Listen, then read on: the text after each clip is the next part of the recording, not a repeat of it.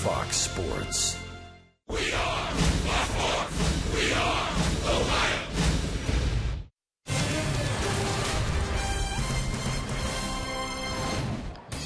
Well, this has been an incredible 2 days of baseball. The Reds rallying in the 8th inning to win the series opener by 1 run, overcoming a 4-run deficit. They did their best to do the same last night, but in the end it was Andrew McCutchen tying the game with a home run, winning the game in a home run. 7 times this year the Pirates and the Reds have met, 1 run deciding the outcome. And a beautiful Sunday afternoon in Cincinnati. It's the All-Star Week finale, the final day leading up to the end of the mythical first half of the year. And the Pirates and the Reds getting together today at Great American Ballpark with this series on the line. Take a look at the standings inside the National League Central. The Reds missing a chance to pull within half a game with that loss last night. They're a game and a half behind the co-leaders, the Brewers and the Cardinals, and the Pirates 2.5 back. Hi again, everybody. Alongside the Cowboy, Jeff Brantley and Jim Day. I'm Tom Brenneman. Welcome, as always, to Reds baseball. And here you are, arguably the best pitcher in the league, certainly the best pitcher on your staff, gets a ball today in Johnny Cueto, trying to win this very important series. Well, Tom, you know as well as I do, when you watch Cueto on the mound, he is about as dominant as any pitcher I have seen or been around in a long time. He's going to throw the fastball, as we know. He pitches inside with authority. But what makes it so great about pitching inside is it expands the plate, the changeup, the breaking ball. Anything that he throws away, you're going to see guys fish like that. Meanwhile, for the Pirates, it's the first time since early June they have Francisco Liriano on the mound. Had a left oblique strain, was out for a little while. Francisco Liriano, the times he's dominant has been with the breaking ball. If that's on today, this could be another 1-run game. So you think about this one game today and what it means. If the Reds win, they're guaranteed to be a game and a half back at the break. If they lose a game, they'd be 2.5 back and tied with the Pirates. So a big one here today.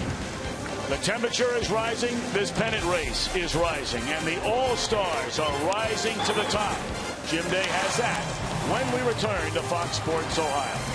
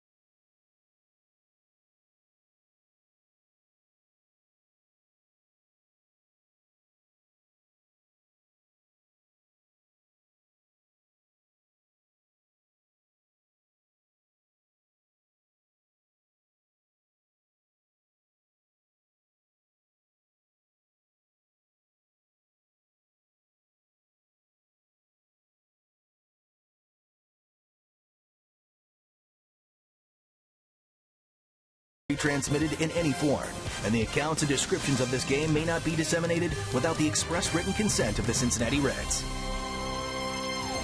We've been dry throughout the morning hours, and we're probably going to be dry to start off the game here. Kicks off at 1:10, but then as we head into the 7th inning, and then especially by the end of the game, better chance for some of those thunderstorms to pop up. So might be an issue for the end of the game. Either way, hot and humid temperatures start out in the mid-80s. Will be up to about 88 degrees by the end of the game. So hopefully today, Reds can take care of it. Let's go, Reds. Hot and humid, I can attest to that. I'm Jim Day on the field. And you know, Andrew McCutchen, the Reds have held him in check for most of his career, but this year he is heating up. And you want to talk about heating up all-star-wise? Well, Todd Frazier's playing all-star baseball this year. We know Andrew McCutchen's an all-star, the reigning National League MVP.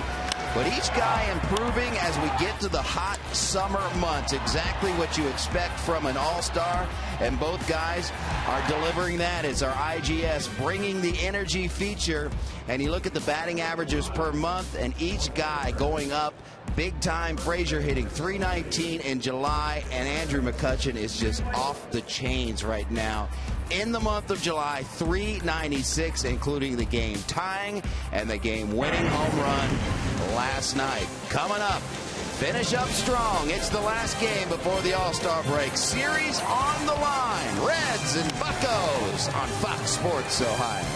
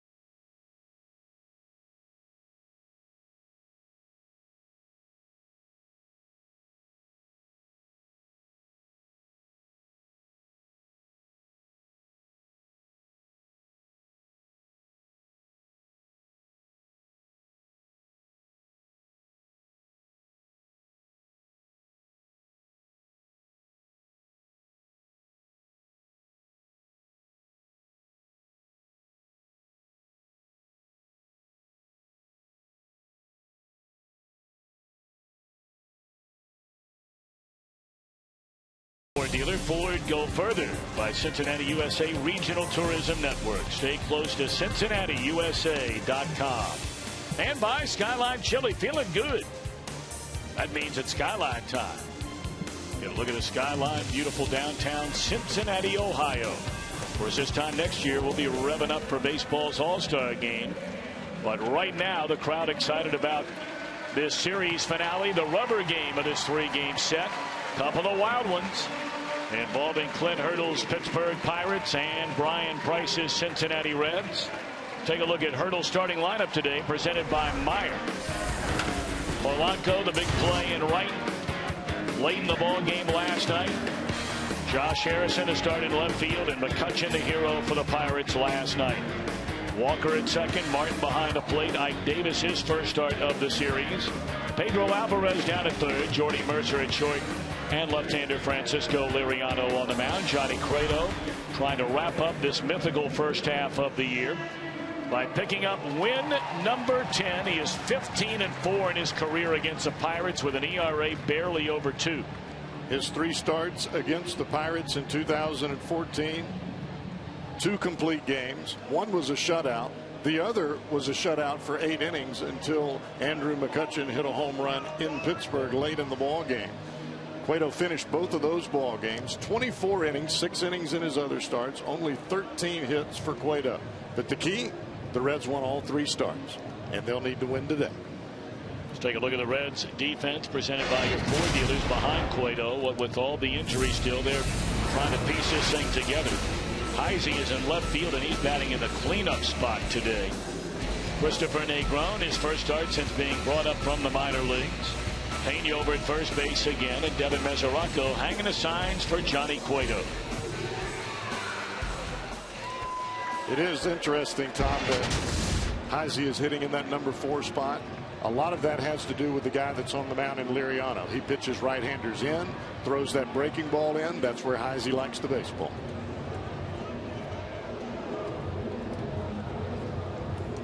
Reds wearing their red jerseys as they do on day games playing here at home. The Pirates in their road gray with a black and gold trim.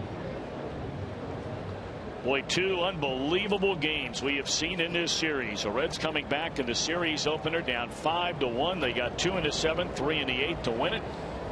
Came back last night down 4, but end up losing in 11 innings, 6-5. It's ball 1 to Gregory Polanco, and we were underway.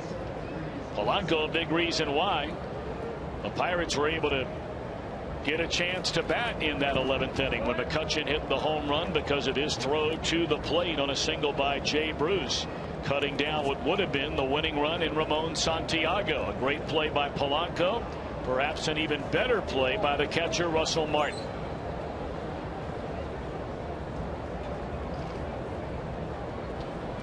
(2-0) on Polanco, and it's in there, a strike. You throw a guy out at the plate, if I'm on the mound, it's a great play anytime.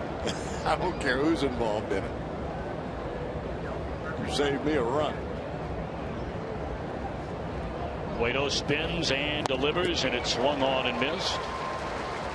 Polanco also on base a couple of times last night. He knocked in a run, stole a base. That was his first hit in 15 at bats when he had that run scoring single in the 4th inning off Mike Leake.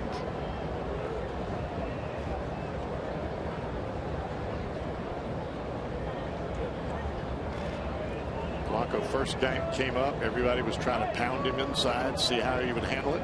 He handled it pretty well. Now they're going to the breaking ball, and it's a little different story. 2-2 on Polanco, and there's that breaking ball just off the inside corner, and the count runs full on the Pirate rookie right fielder. Cincinnati native Josh Harrison waiting on deck, and then Andrew McCutchen. Boy, did McCutchen step up in such a huge way last night, not once but twice. That one swung on and fouled out of play. Here's that throw made by Polanco, and the ball short hopped, actually a little longer than a short hop, and what a pickup by Russell Martin to make the tag on Santiago. Of course, the Reds had chances after that. They had a runner at third as Polanco is gone swinging for out number 1 here in the opening inning. They had runners at second and third after that runner was thrown out of the plate. They intentionally walked Devin Mesoraco, and then, boy, Justin Wilson, throwing nothing but gas, struck out the next 2 batters. Yeah, that play that you were talking about, Tom, by Russell Martin, it didn't look like it was a great play, but I'm telling you, the way that ball hopped that short with a catcher's mitt, that was a great play. One away for the Princeton High School and University of Cincinnati grad Josh Harrison. A breaking ball in there, a strike. Ball was wonderful last night on our telecast over on Fox, having Josh Harrison join us from the dugout. But more importantly, or as importantly, depending on how you want to look at it, he would tell you more importantly, as he rips that one fair up the third base line into the corner. And that'll be a 1-out double for Josh Harrison. His mom, Bonita, joined us up here in the broadcast booth, and what a lovely lady she is. That was pretty cool to watch. Cueto tries to come into Harrison here, and he doesn't quite get it in far enough. That ball was elevated and out over the plate, and Cueto's got to go to work here early.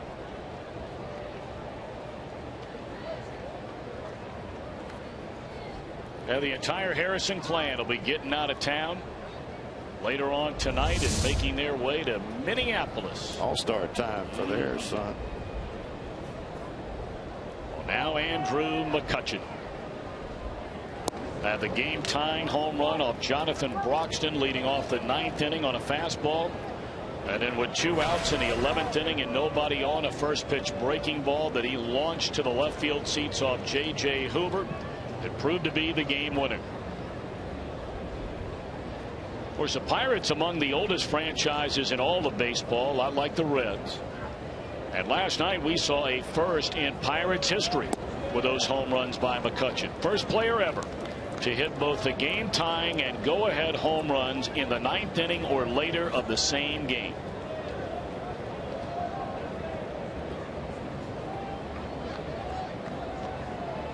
Cueto taking a lot of time out there today. That's generally not his MO. Usually working quickly.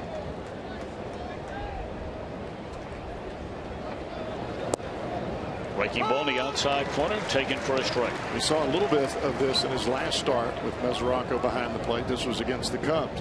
Just didn't seem like they were on the same page early in the game. Now they got it together as the game went on. You got to remember, the guy standing over at first, Brian Pena, caught the majority of Cueto's starts early. That's where you have to go to McCutchen. McCutchen wants to drive the fastball center field and right center field, and he'll catch that breaking ball and pull it. And if you don't pitch him inside, he is awfully comfortable.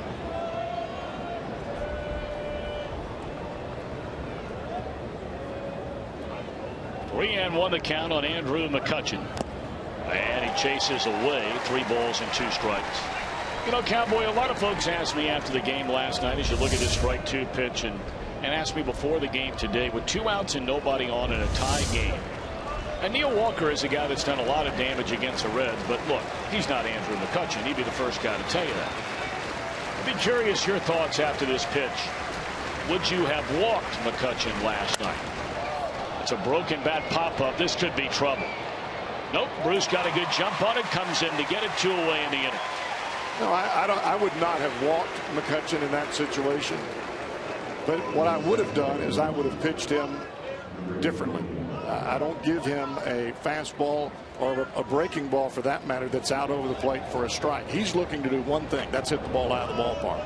If you walk McCutchen, then you put yourself in a situation where you could lose the ball. You could lose the ball game right there on one swing of the bat. You don't want to do that. And I'm talking about when Broxton was in the ball game. Yeah, I meant more along the lines of the 11th inning. Not so much with Broxton, because Broxton is who he is. I mean, all-star. He's been a closer. He's in there to try and close it out and nail it down. I meant the 11th inning at bat. Well, that one is a little bit different.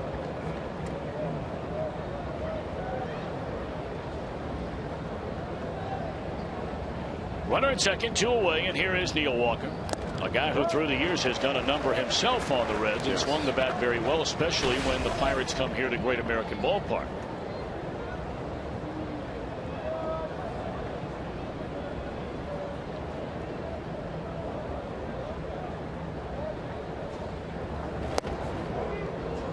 But there is a difference mentally for a guy like Neil Walker. If the catcher stands up and you throw 4 pitches in an intentional walk versus the catcher squatting and just setting up way off the plate. It changes the mentality for a guy like Walker. All right, well, I'll show you, versus, all right, well, they walked the guy in front of him. Now I got to get a hit. You want him to think, I got to get a hit, instead of I'll show you. Hit off the end of the bat, foul, and Cueto ahead of Neil Walker at 1 ball and 2 strikes.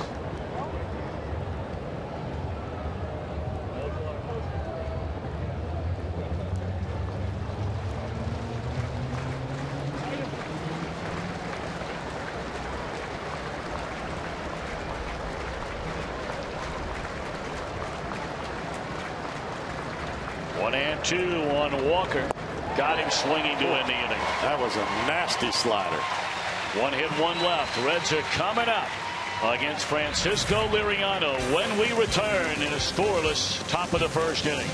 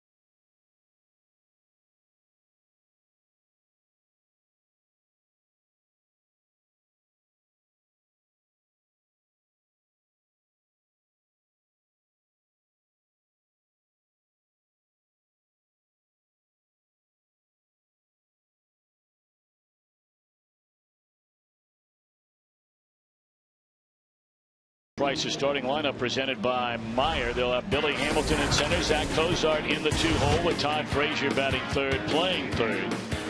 Talk about Heisey in a cleanup spot. Jay Bruce in right, and Devin Mesoraco behind the plate. A ladder third of Brian Pena, Christopher Negron, and right-hander Johnny Cueto. Francisco Liriano strained his left oblique. His last start at the big league level came on June the 10th. Of course, he has never beaten the Reds in 6 career regular season starts, but he delivered the goods when they needed him most during the one-game playoff against Johnny Cueto last October. Liriano's got a good fastball, Tom. He'll use the changeup later in the ball game, but the key pitch for Liriano is that hard biting slider down and in to right-handers. When he has that working, boy, he can make it awfully difficult to create any offense whatsoever. Liriano was Major League Baseball's comeback player of the year a season ago. Ball one to Billy Hamilton. The Pirates took a flyer on him, and it turned out to be a savvy move, because Liriano was back to the old Francisco Liriano. Won 16 games, had an ERA of barely over 3, making 26 starts. Beat the Reds, as we mentioned, in that one-game playoff, went 7 innings, allowed 4 hits and a run. Made 1 start, a very good start, although a no decision in his only outing against the Cardinals during the National League Division Series.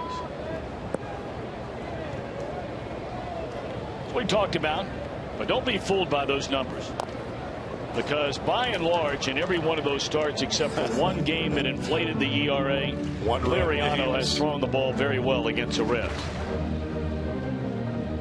He was shut out, I think, in 2 of those ball games that he started.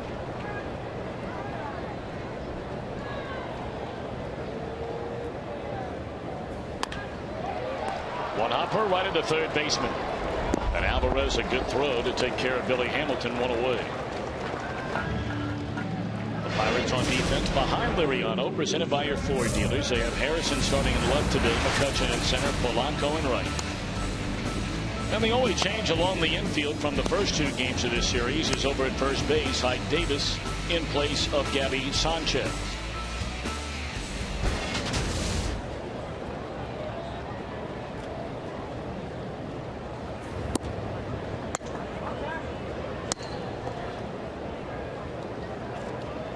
Zach Cozart, a .235 batter, a couple of home runs and 22 runs batted in. And Cozart ahead 2-0.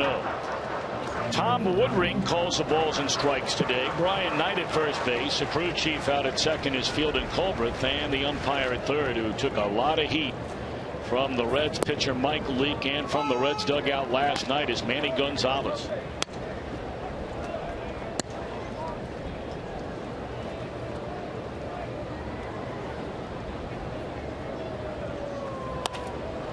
And a soft roller to the shortstop on a 2-1 pitch, and Cozart thrown out 2 away. We're already seeing early in this ball game Liriano changing a little bit of his pitch pattern. Normally he comes out of the gate throwing hard in, breaking balls in. We've seen all fastballs away.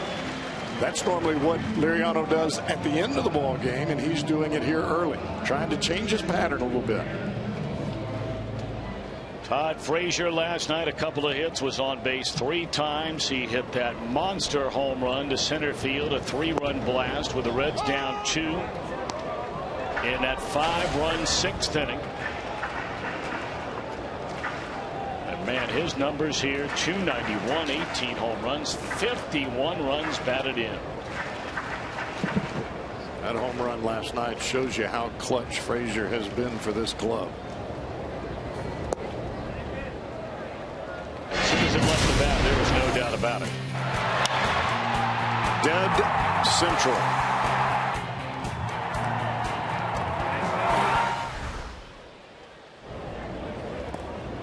But clearly, with the Reds playing shorthanded, Cowboy, they've done it the last 2 nights. But even if you're at full strength, you want to stay as far away from falling into a habit of falling behind 4 runs and attempting to come back every night, especially against good pitchers and good teams, even against lousy teams. No doubt about it. And with the Reds pitching staff, the starting staff particularly, that doesn't happen very much. Although this Reds rotation, in large part due to injuries, is sort of staggered to the finish line here. What with a couple of games where Homer Bailey and Matt Latos had to leave the game early. Bailey with a knee, Latos with a back spasms. Mike Leake was not all that sharp last night. It wasn't a terrible start. We've been so spoiled around here where you go 6 innings and give up 4 runs and you're thinking, what happened? Well, it wasn't that bad. We're used to seeing them 7 or 8, giving up 1 or 2. Strike 3 called to Frazier, and he knew it. So Liriano's return marked by a 1-2-3 opening inning. End of 1, no score.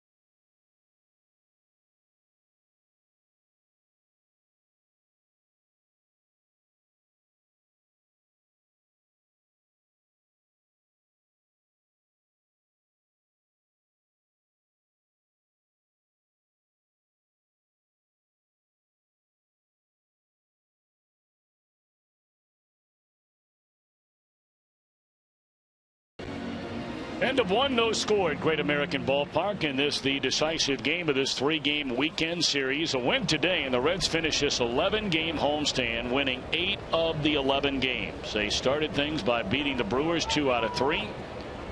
Won 4 out of 5 games spanning 4 days against the Chicago Cubs. And now trying to make it 2-1 in the 3 games against the Pirates. Johnny Cueto delivers strike 1 to the catcher Russell Martin. And quickly ahead is Cueto at 0-2.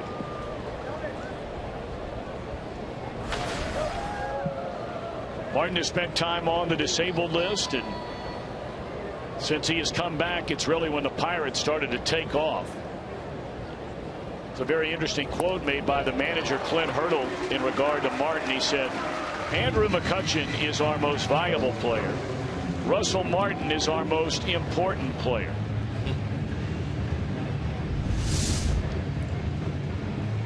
Fastball from Cueto. This one is elevated just above the belt. That's after 2 pitches down in the zone.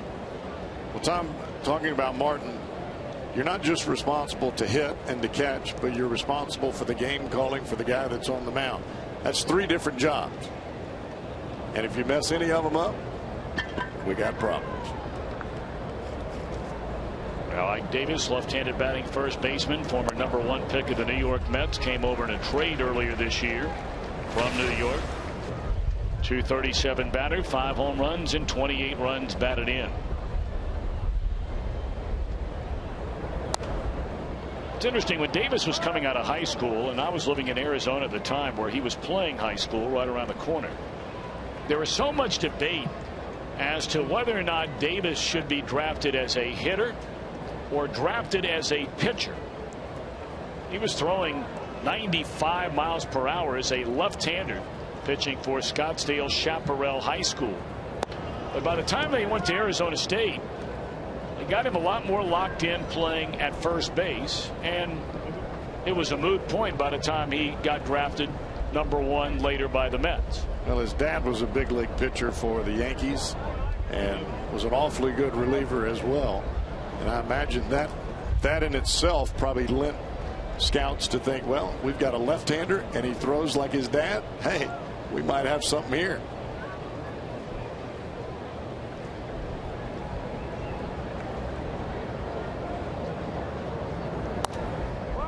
I remember his senior year was a very hot topic of debate, you know, and in this day and age, and every parent out there knows where I'm coming from, because I go through it now with my kids. Cowboy, you already have, and will again. Seemingly of the push more and more and more now by all of the sports, doesn't matter which one it is, to ask young people to decide on, this is the one I want to play, and play it year round, rather than the days when you and I were growing up and, you know, you played football or soccer in the fall, you played basketball in the wintertime, you played, you know, baseball maybe in the spring. I don't like that, concentrating on one sport. But Davis was a young man who was a very good football quarterback, was an outstanding basketball player. I mean, not a guy who was going to go play at North Carolina or UC, or you know, pick your school. Right. But he really enjoyed playing basketball, great athlete, playing with his buddies, and you know, there was a big stink from the baseball crowd and his coach and coaches about him not playing his senior year of basketball. And I remember that controversy like it was yesterday, and he said, well, I'm not worried about what everybody else wants me to do. I want to play basketball with my buddies, and that's what I'm doing. Right. And that's what he should have done. The thing about it, and I think we're starting to see this from a lot of doctors, you sit there and you just throw and throw and throw and throw and throw, and you specialize in the fall, you specialize in the spring, you specialize in the summer, and you specialize in getting Tommy John surgery.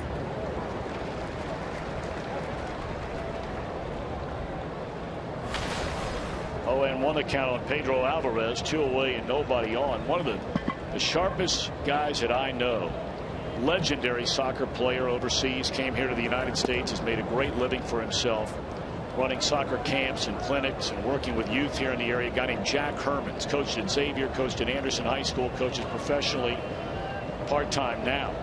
They talked about when he was a great player over in Europe, how kids played so much soccer that the best players in the world were 19 and 20 years old, and he was one of them. By the time they got to be 19 or 20, they had played so much soccer they hated it. They didn't want to play anymore. They got burnt out. And that's got to be true with any sport. It is. And it's true with any kid. And it doesn't matter if it's a female or a male. It's the one time in your life where you can spread yourself out a little bit. Why not do it? 3-1 on Pedro Alvarez. But boy, it is incredible the way they are pushing kids 9 and 10 years old to play select fill in the blank. I know. It's incredible. High pop up into short right field. Jay Bruce underneath it, and Johnny Cueto 1-2-3 second. We're scoreless after an inning and a half.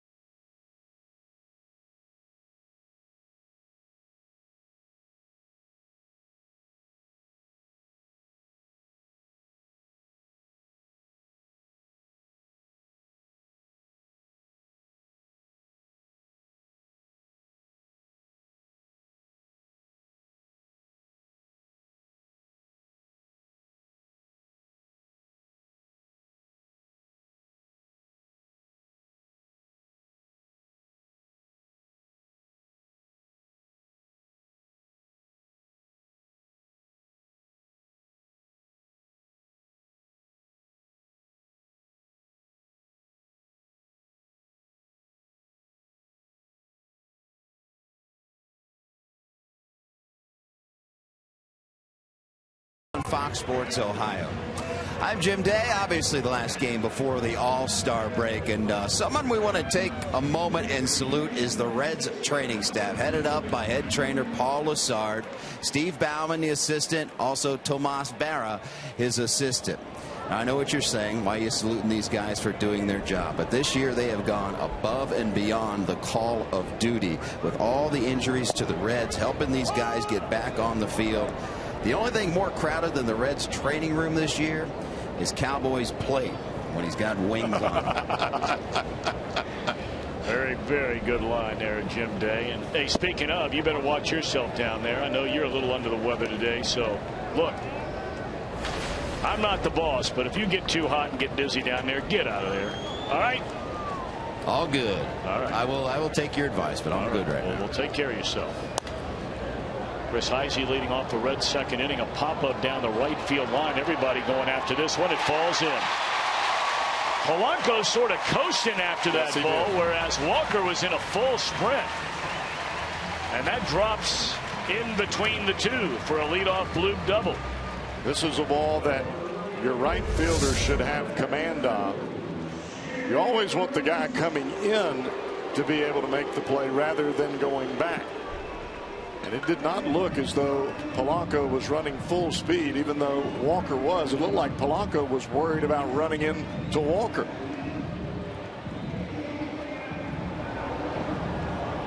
You don't take it for granted, though. You just keep right on trucking. Heisey does exactly that, and it's a double.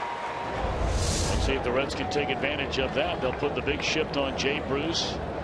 We were talking here on Friday Night Cowboy, and again last night. I'm not sure there is a team that utilizes defensive shifts more than this Pirates team. I mean, pronounced defensive shifts seemingly on every batter.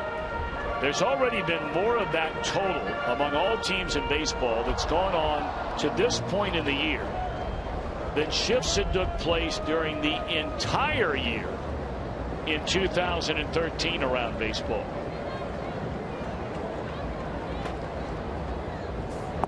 Now this shift with a runner at second base not quite as pronounced as we normally see it for Bruce.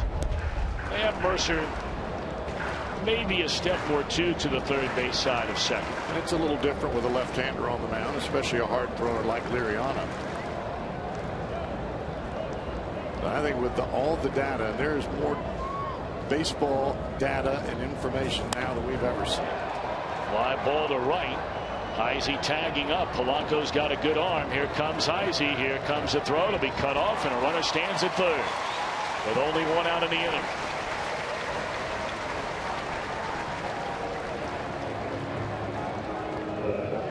Get him over, get him in.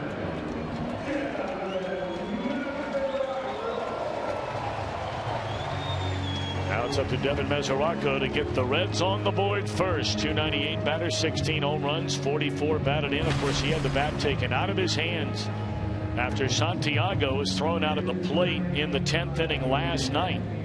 They had a base open and wisely walked Mesoraco. And then Justin Wilson started cranking that thing up to 97, 98. Struck out Ryan Ludwig for the second out and Brian Pena to end the inning.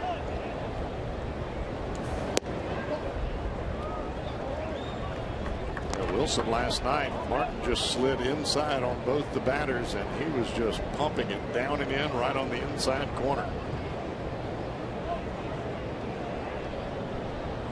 Infield in. That's the way they've come after Mesoraco in this series. Devin last night was 0 for 4, struck out 3 times. He struck out twice here on Friday night. You may remember he did hit that big home run in the 8th inning. And they miss again. It looked like when Martin set up for the first pitch, he was well in off the plate. That kind of tells you a little bit of something about how they're going about this at bat. See if Mesoraco will swing at a pitch out of the strike zone. If he doesn't, we set up the double play ball. Riano, and it's off the inside corner, and that's exactly what they intended to do. Not give him a chance to hurt. So the old unintentional, intentional walk. If they read it's a home run out by that Toyota sign in right center field today. Florence Radcliffe of Loveland, Ohio. Boy, it's a beautiful community up there. She would win that Tundra on display here at Great American Ballpark. Register for your chance to win at an upcoming game. Just visit your Cincinnati and Northern Kentucky Toyota dealer. Boy, that bike trail runs through. And you go right through the old town of Loveland there. And that is a beautiful little area.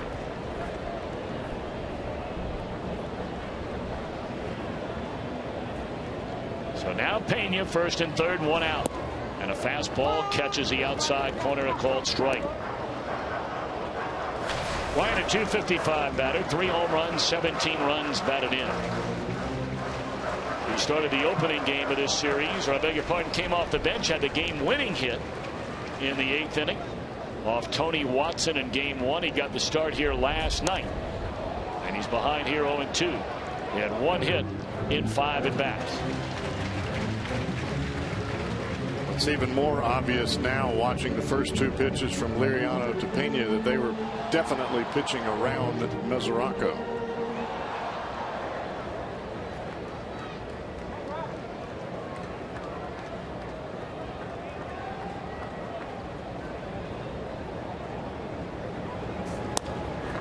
Served that one into right field. Do they test the arm here of Polanco? And the answer is no.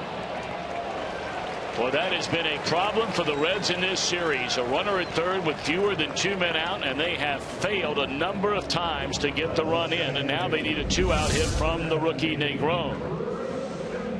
Caught it off the end of the bat.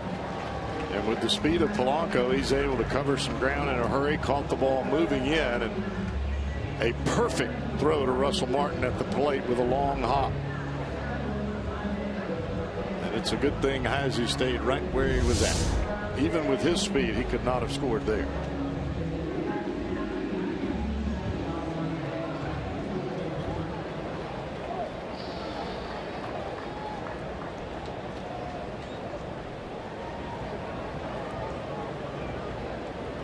So now Christopher Negron got a chance to come off the bench in a game here last night that was in the 11th inning. Hit the ball hard to the warning track in right field, but it was caught by Polanco.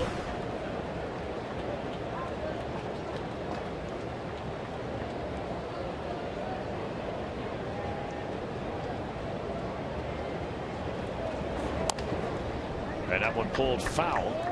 Seems like every time you come off the bench or you come to the big leagues, whether you're a position player or you're coming out of the bullpen, somewhere, somehow during the game, the pressure situation is going to find you. And right out of the gate for Christopher Negron, he's got runners at first and third with 2 down and a chance to put the Reds on the board. High fly ball. That's pretty well hit into right center field, and that baby is gone.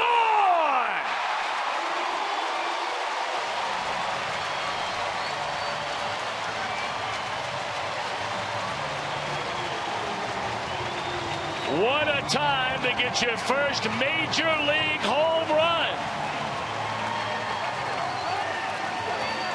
Tom, he hit that ball to the opposite field on a fastball that was elevated, and that ball was crushed. That ball went over the 370 sign, and you could see the right fielder, Polanco, as he looked up for the ball. There was no play.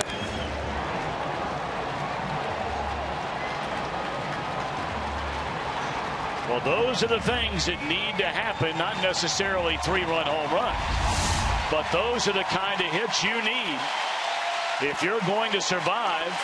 Without Brandon Phillips and without Joey Votto, you need somebody else to deliver the goods. And how about Negron? His first major league home run, his first major league RBIs. And it comes in opposite field fashion. That's got to make you feel good about it. Congratulations, young man. 28 years old before he gets his first major league home run. He'd been waiting a while. Originally drafted by the Red Sox in the 7th round of 2006 when the Reds traded shortstop Alex Gonzalez to Boston in 2009. That's when Negron came over. And he basically has set up full-time residence in Louisville since 2010. Yeah, you look back at the replay on that pitch. That was a hanging breaking ball. It was straight. That made me think of fastball. That was a hanging breaking ball he hit out, and he hit it a long way to right field.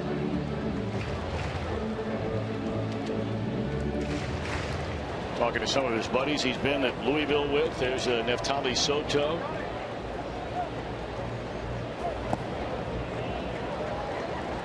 And 2 now on Johnny Cueto. A 3-0 Reds lead here in the bottom of the 2nd inning on a 2-out, 3-run opposite field home run by Christopher Negron in his first start of this year. Cueto making Liriano work a little bit here. Tom, you talked about it just a second ago. In order for the Reds to continue to play this kind of baseball, winning baseball, you can't rely on just Jay Bruce or just Frazier or just Mesoraco. You've got to get production up and down the lineup. Very similar to what we saw, the 5 consecutive hits in Game 1 of this series. This is how you have to win. And there is a 2-out walk to the pitcher, Johnny Cueto.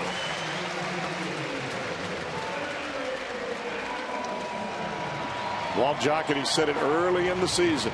Well, we've got some injuries, but that means other guys are going to have to step up. Not only at the big league level, but guys that are coming up from AA and AAA. You got to step up. It's your chance. You better make the most of it. Well, now Ray Searage will come out and visit with Liriano. The inning started on a ball, quite honestly, that should have been caught by somebody.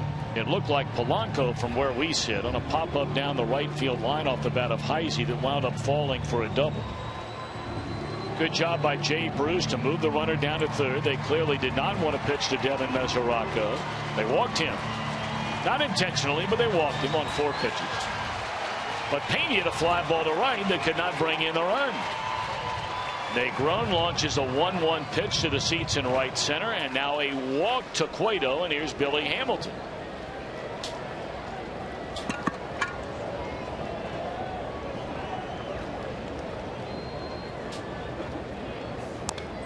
Strike 1. Hamilton bounced out to third, his only time up. Nothing like a 3-run opposite field jack, your first major league home run with 2 outs, give you a little pop, a little swag in your step.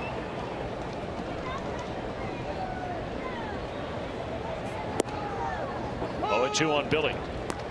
That's one of those times, Tom, where you want to suck up your pride. You know the guys would get on to you, but I'd just like to go in, grab my cell phone, and call my mama. That's right.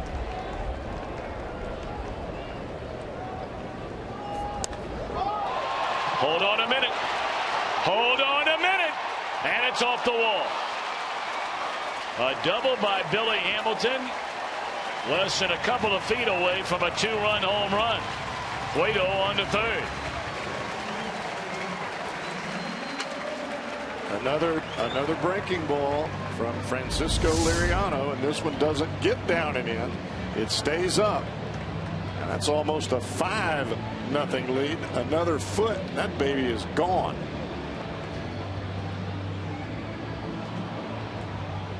Well, with 2 outs, Cueto going on anything and going hard.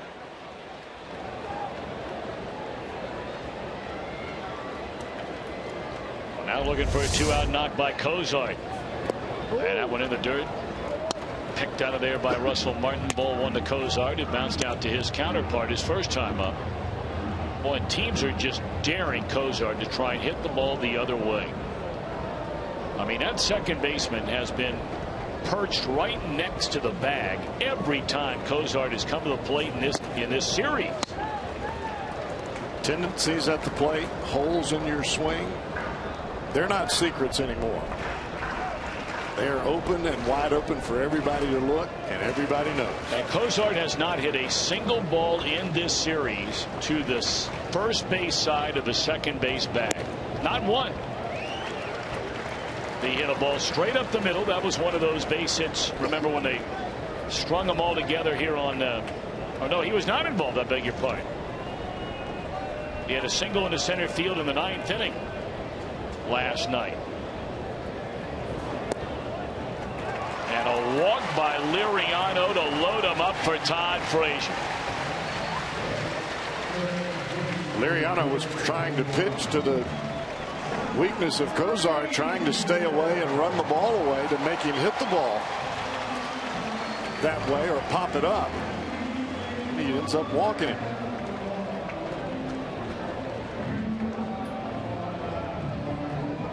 Well, as we learned from the Brewers' 6-0 lead over the Cardinals the other day, there is no such thing as a for sure lead. But I think the Reds would take their chances if Frazier can find a gap or find the seats with Cueto on the mound today. 0-1 to Frazier.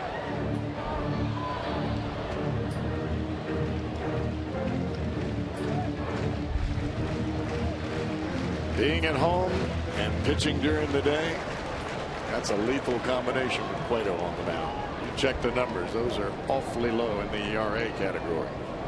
32nd pitch of this inning by Liriano, and that one is down low. 1 ball and 1 strike on Frazier.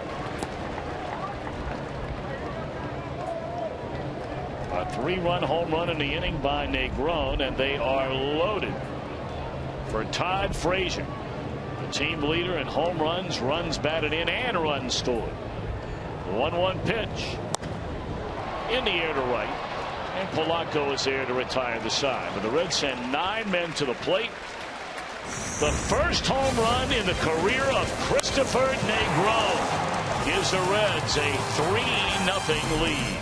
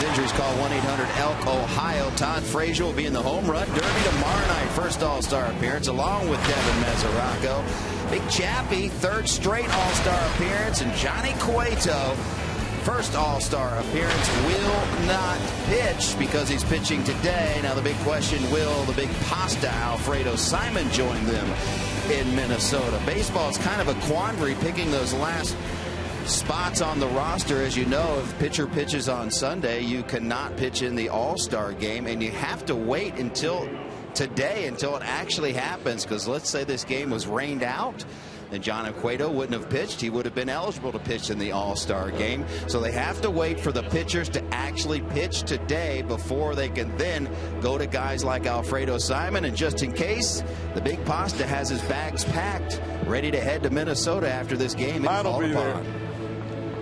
I tell you what, you'd be so doggone excited if Alfredo Simon, once he finds out, and for all we know, you know, the way it's set up, and there's constant contact going on with, you know, Mike Matheny's got a game to manage, but, you know, he'll pass along any information that needs to be taken care of to somebody inside of Major League Baseball who will stay in contact with Walt Jocketty.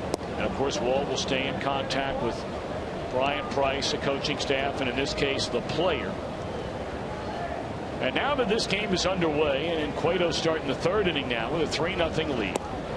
The Atlanta Braves will be playing in about 20 minutes from now. Tehran is scheduled to start in that game. So he's a National League All-Star.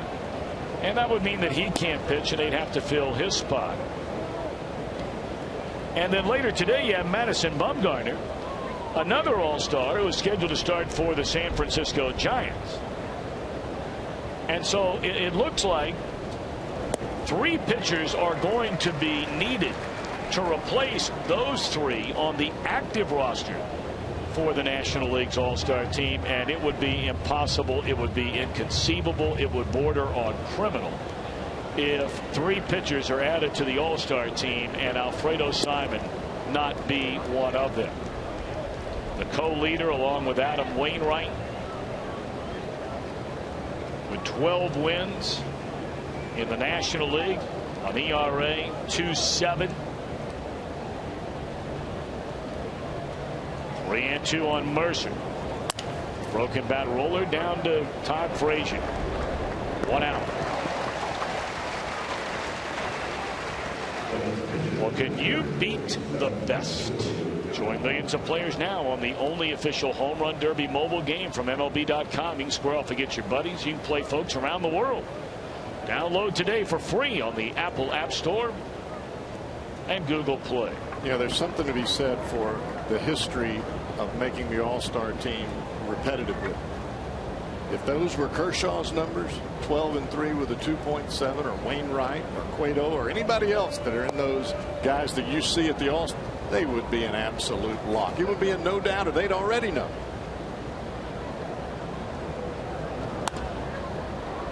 Fly ball by Liriano right at Billy Hamilton, and quickly 2 away for Johnny here in the third.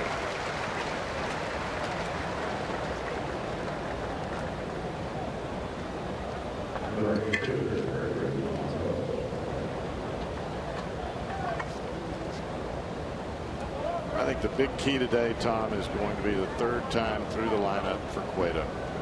He's going through it for the 2nd time now. Last couple of starts, that 3rd time through the lineup is when teams have started to get to him a little bit, and the control has gotten away from him a little bit. And in these ball games, as we've seen, it's all about those last couple of at-bats.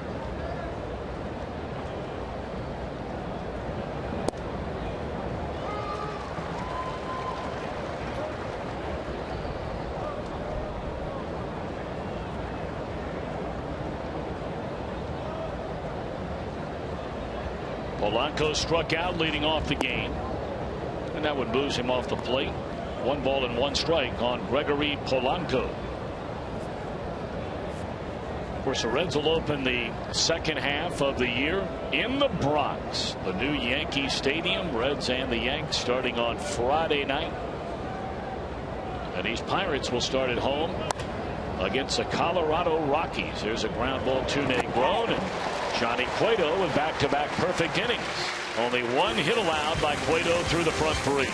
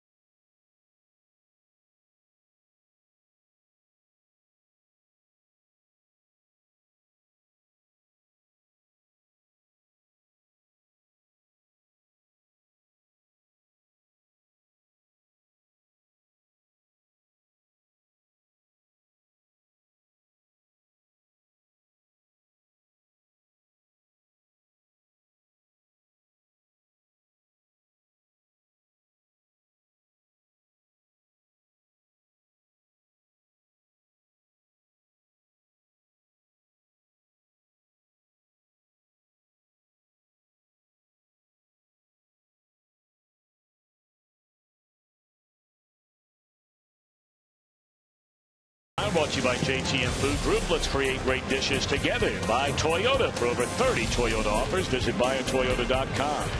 And by B-Dubs. Kick off your afternoon at B-Dubs with the best seats outside of Brazil this summer. Buffalo Wild Wings. Wings, beers, sports. Breaking news. This is Brian Price telling Alfredo Simon he is a National League All-Star. How about that? And naturally, his teammates are so excited. We'll go back to some of those pictures as Heisey pops up the first pitch in the inning. And that'll be played by Ike Davis. Well, look at Brian Pena. And look at all of his teammates. That's a great picture right there. Well, everybody knows he deserves it. And everybody knows how much he has meant to this ball club for a guy that was a middle reliever and a lot of times mop-up reliever in the past, and he's proven to not only to this ball club and the front office but to himself, hey, I can be a starting pitcher and I can pitch at an all-star pace. So congratulations, Alfredo Simon. There's a fly ball on the first pitch in the at-bat to Jay Bruce. That's two pitches to get 2 outs for a guy who's on the ropes here today. And Liriano, for more, let's check in with Jim Day. Alfredo's been hanging out in the clubhouse. Got the word back there. And I've never seen a major league dugout cheer. Hands together when he came up the steps and into the dugout and the other players found out. I've seen him cheer, obviously, when someone gets a big hit, but never in that situation. Cool moment. Very, very cool. He has just had an incredible season so far. Well, it tells you how much the other guys were pulling for Simon as well.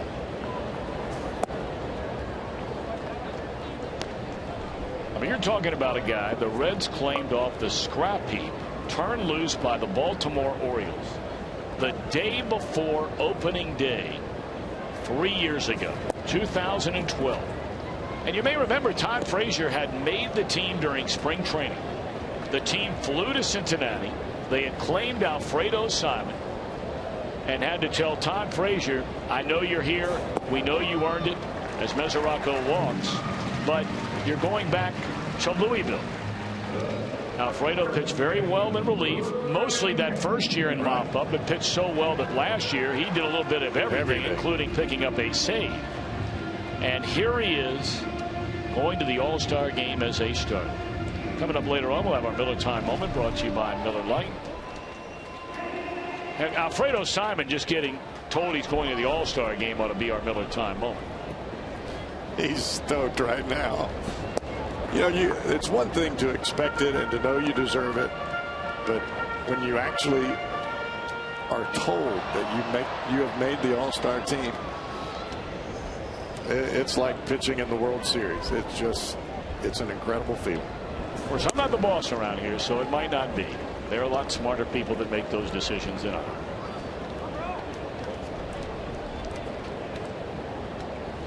He's got to be psyched. So after Liriano retires the first 2 batters in the inning on 2 pitches, Heisey and Bruce, he throws 6 consecutive balls. And now a foul ball out of play on what would have been a 7th straight ball there to Pena. This is his first start back since straining a left oblique muscle. It's his first start since June the 10th. That one fouled off the end of the bat. I think when you look at the numbers, Tom, 36 walks in 72 and a third innings coming into today. He's walking a batter basically every other inning. And you know, tells you. He clearly was hurt before he went on the DL. Right. He has not gone longer than 5 2/3 innings in a start since May the 14th. He's not gone longer than 6 innings in a start since he worked 7+ all the way back on April the 21st against the Reds. So this is nowhere near the same guy that we saw last year. That's right. And today is a tough day to be on the mound. I don't care who you are or how good a shape you're in. It's hot, it's humid, and the Reds have been working him early. Pena lifts one into right center field. Polanco is there, and the inning is over. 1 man left. We play 3. The Reds lead by 3.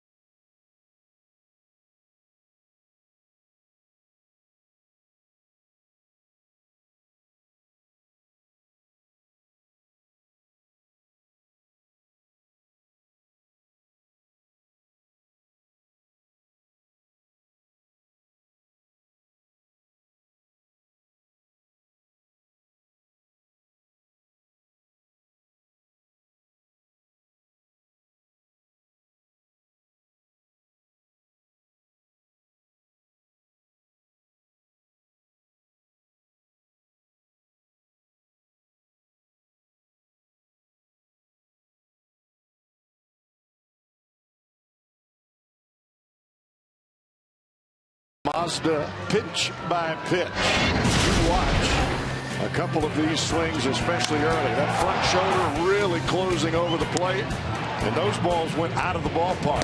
Cueto comes right up and in. Let's stop that right now. Now back away. That ball's hit right off the end of the bat. That pitch inside will cut down that big home run relaxed swing any day of the week. Well, he's set to square off with McCutchen again here in the 4th inning with the Reds leading 3-0. Harrison will bat in front of Andrew. And then Neil Walker due up third. A little pop-up shower here momentarily. I'm sure for a lot of folks sitting in the stands, this feels mighty good right now. I would bet so. Cool it off a little bit.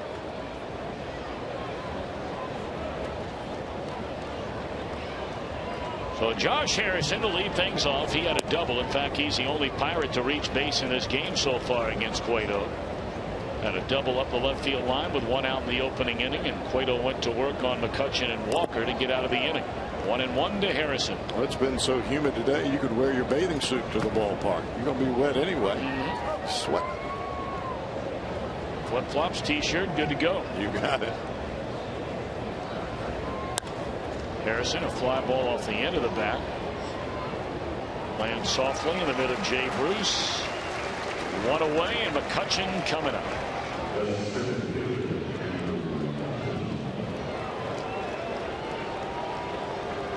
Right now at FoxSportsOhio.com, Kevin Goheen writes about the National League Central, how it shapes up for the second half.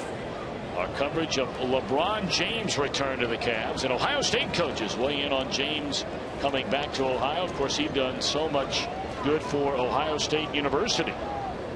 We'll hear from Urban Meyer and Thad Matta. Brought to you by 1-800-SAFE-AUTO. Drive safe, spend less.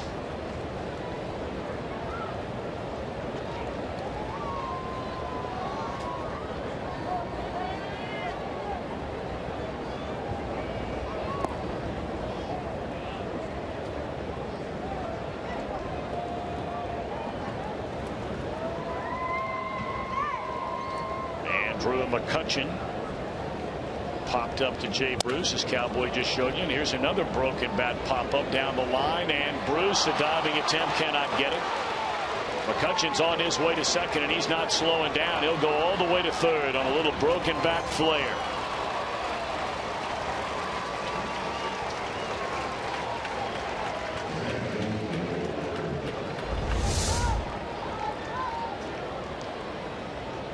Get that one off the end of the bat again. Breaks his bat, but it falls in a hero.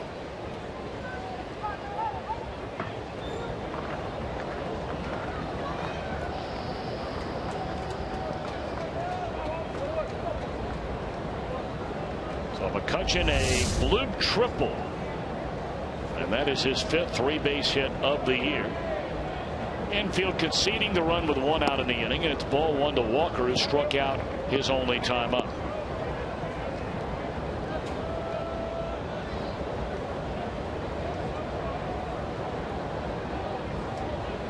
Well, after that quick shower, that sunshine right back out. And a tapper, they'll bring in a run. Cozart throws out Walker.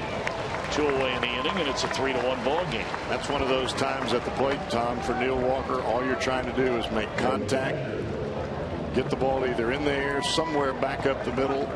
You've got infielders deep. All you got to do is make contact, and you've got RBI, and your team's got a run on the board.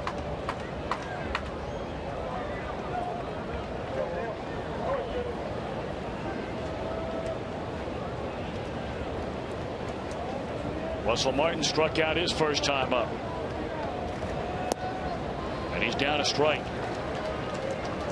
Cueto's working on shutout stuff here today. Obviously, it will not be a shutout, but that's because of a broken bat pop-up that lands in and goes for a triple down the right field line. And of course, there's a long way to go in this game.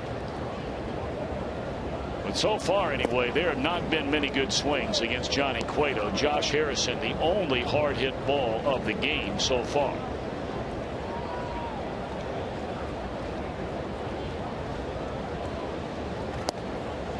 Fastball at 94. Paints the inside corner to get ahead of Martin at 1-2. That's the one thing Cueto does. Early in the ball game, you're going to see that hard pitch not only on the inside corner, but he'll run it in a little bit off the plate. He's not knocking guys down, not throwing at their head. Just makes them cognizant of the fact that he will run the ball in, and if you dive out over the plate, you're going to run into the baseball. That makes it that much more difficult to try to get the barrel of the bat to a ball that's anywhere near the outside corner. 2-2. An emergency cut there, but he's able to foul it away as Martin. They are underway in Milwaukee. The Cardinals are going for the 3-game sweep against the Brewers. The Brewers have lost 11 of 12 games. It was 1 week and 1 day ago where the Reds were 7 games out of first place. Had they won that game last night, they'd be a half game back going into play today. Obviously, they did not, so it's a game and a half. The Brewers and the Cardinals are tied atop the division going into that final game of the series.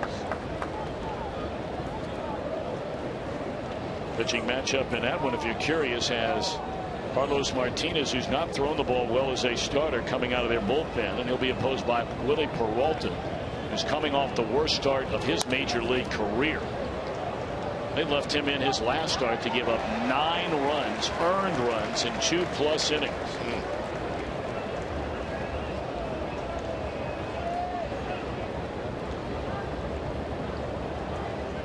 Tells you a little something about that Milwaukee bullpen. They don't want to go to it. Pitch number 8 in this at bat. This is what Martin will do to you. You get ahead of him, you think you got him around the neck. Then the next thing you know, you're working 8-9 pitches to try and get him out.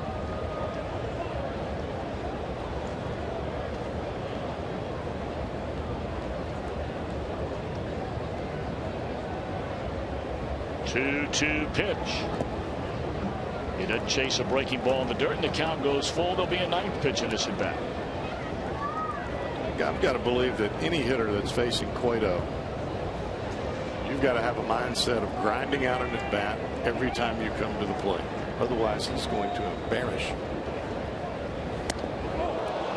Well, he hits him on a 3-2 pitch.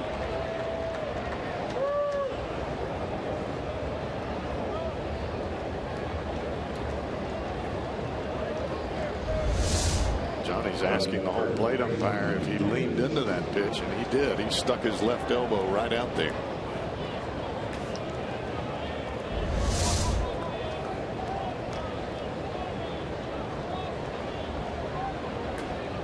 Sometimes you have that day where you do whatever it takes to get on base. I mean, Clint Hurdle could not stop talking about Martin yesterday. We brought up the earlier line that he had about, yeah, McCutchen is our most valuable player, but Martin is our most important player. He said, you know, I look at Martin and he said, I see a backyard ball player. And he said, what I mean by that is, he said, he doesn't care if anybody's there to watch him play. He doesn't care about what time it is during the day. Doesn't care about how hot it is or how cold it is or anything else. He's just in the backyard playing with his buddies, and he is going to lay it on the line on every pitch in every game. And he expects you to do the same. This guy has reached base in 50 of the 56 games that he has played this year. 1-1, Davis. Well, you got to be careful here. Took a little pop-up triple, ground out, but then a grinded out at bat by Martin to draw a hit by a pitch. And now 1-1 to Davis with 2 away, as Cueto is extended in this inning after that lengthy at bat to Russell Martin. 2-1. Sometimes on the mound, Tom, you make a pitch inside, the guy sticks his elbow out, you get a little bit upset, you get out of your comfort zone from a mental standpoint. You got to step back behind the mound. You've got to refocus. All right, let's forget about that guy. He's standing at first. I've got 2 outs. I've got to get Davis at the plate. You hang one to this guy, it's a tie game. 2-1 on Ike Davis. Swinging a foul ball back out of play just underneath our booth.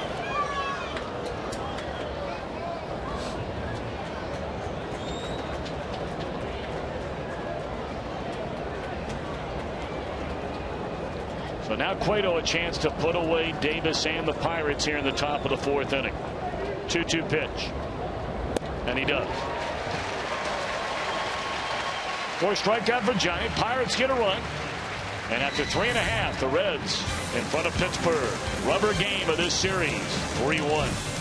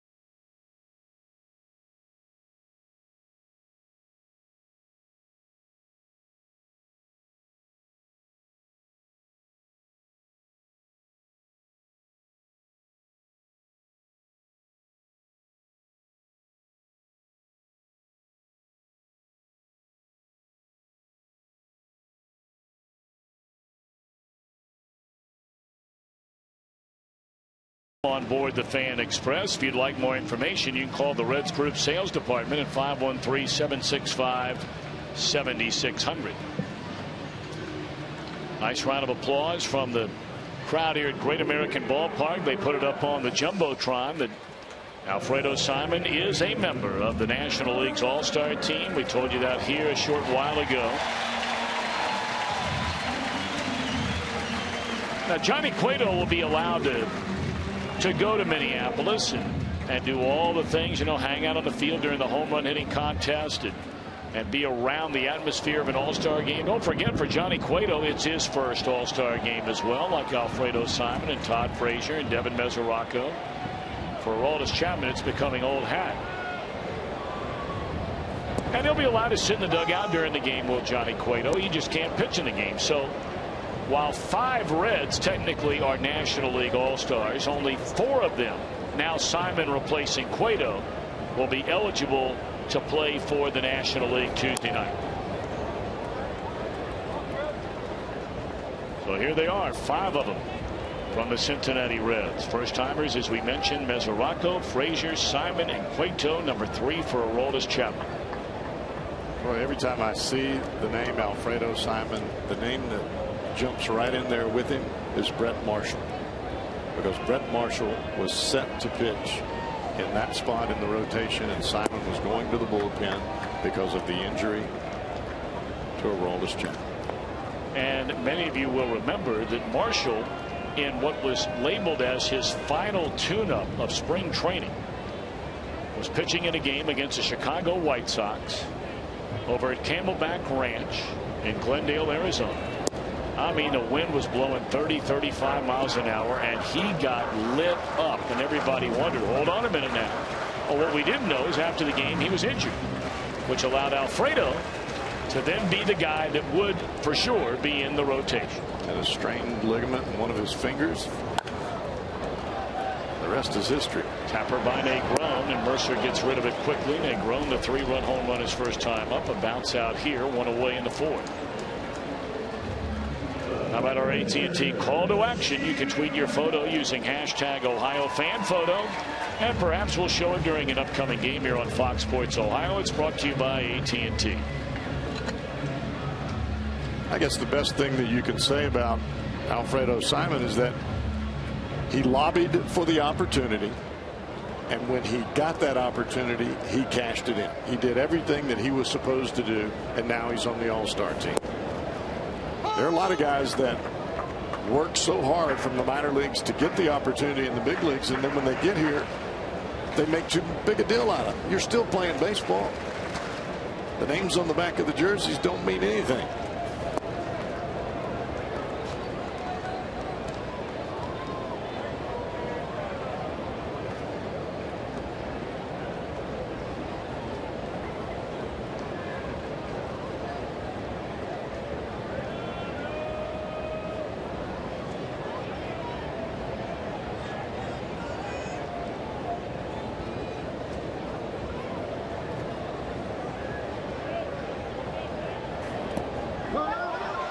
Swing and a miss by Cueto. He'll take off for first, and Martin will throw, and it's into right field, and Johnny Cueto reaches safely. Cueto kicked it into high gear once he realized that ball got past Martin. The backdoor breaking ball that ends up hitting right on top of the plate, and it scoots right under the knee of Russell Martin. Cueto saw it, and he took off, and he was flying down the line.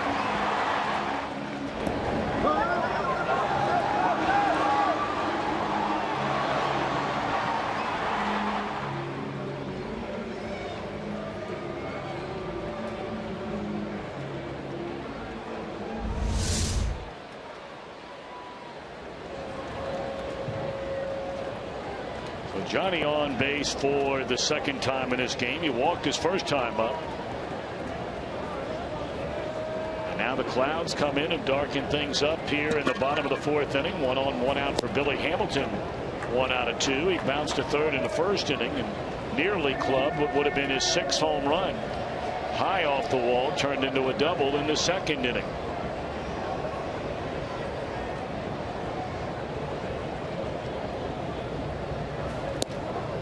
2-0. We saw the hustle by Heisey earlier on the flare down the right field line. We saw it from McCutchen on the triple on the flare. And we see it from the pitcher, Johnny Cueto, on a ball that is actually strike 3. He could have very well been walking back to the dugout. Yep. But he sprinted down the line, and it caused a difficult throw for Russell Martin. If you run, you can make things happen. If you jog, you're going to be out pretty much every time.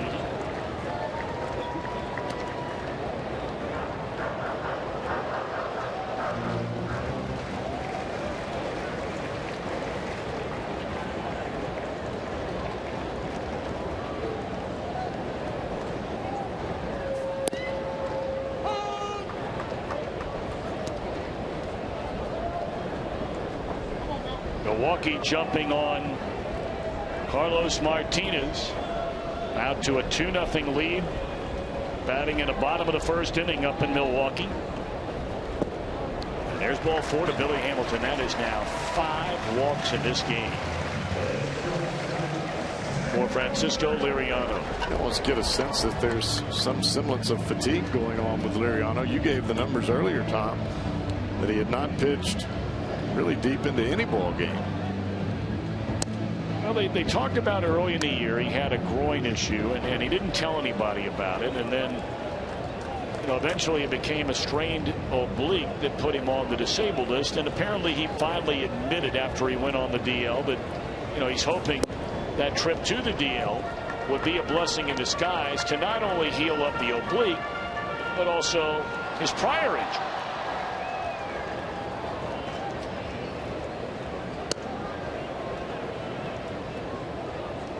One and 0 to Zach Kozart. Tell you what, you got to get through 5 innings in this one if you're the Reds. Now they've talked about weather coming, and maybe it's not coming. It's very dark right now, but it's changing almost by the minute.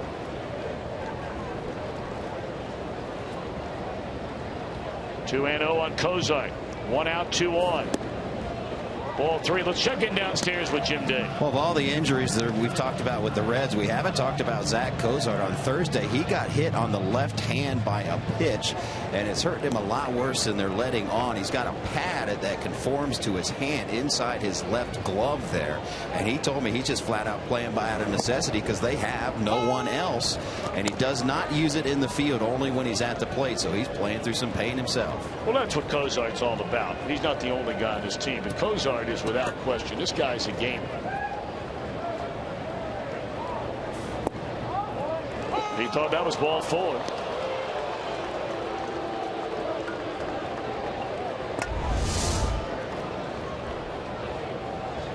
That's right there. Of course, where Liriano was earlier in the count, that pitch looked like it was almost on the dirt compared to where the other pitches were. 3-2. And we'll do it again.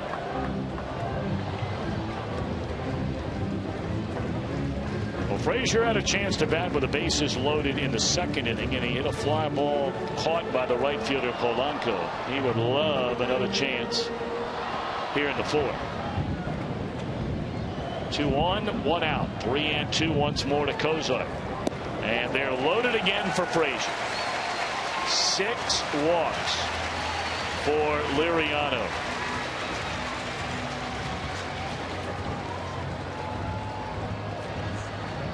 The tarp is still covering the Pirate bullpen. In fact, they're starting to take it off right now. Well, they're going to have to get somebody loose in a hurry because this inning could get away from the Pirates with one swing of the bat. Of course, as long as it took Sirich to get out there to the mound, there might be grass growing on that bullpen now. Reminds me of Rick Renteria with the Cubs.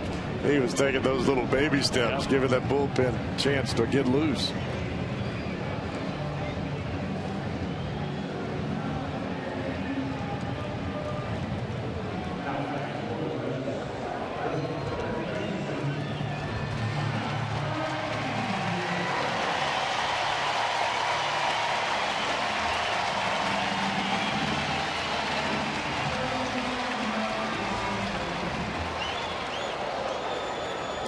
Frazier struck out looking and flied out to right with the bases loaded, ending the second inning.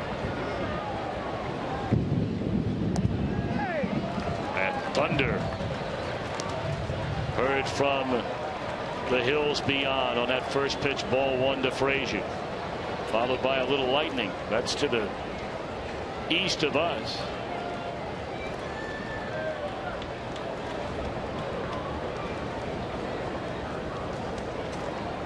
Cueto was dancing around out there at second base, which certainly drew the attention of Liriano, and apparently him dancing around at third is doing the same thing now.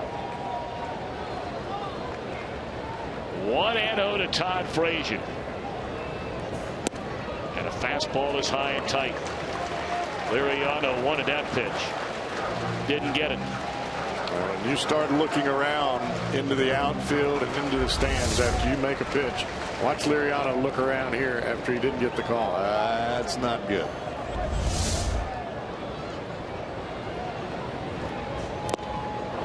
Came right back down the middle. 2-1 to Frazier.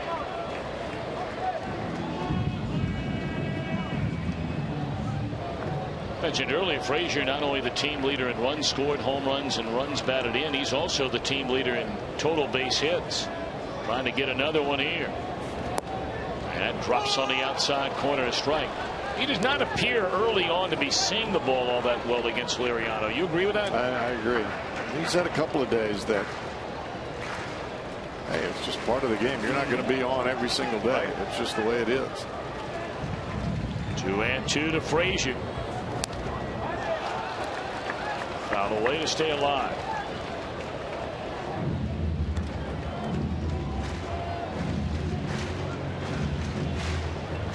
I don't know half the time during this at bat if it's thunder or if it's Godzilla out there on the Jumbotron, beating on that door and stomping his feet. Frazier trying to make a loud noise by contact here with the bases loaded. Reds leading 3-1 with 1 out. And again a foul ball.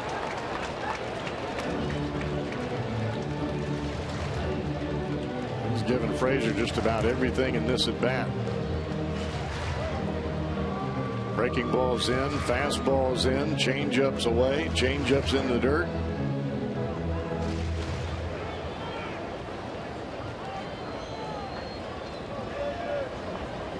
Two and two on Frazier. Bases loaded, 1 out.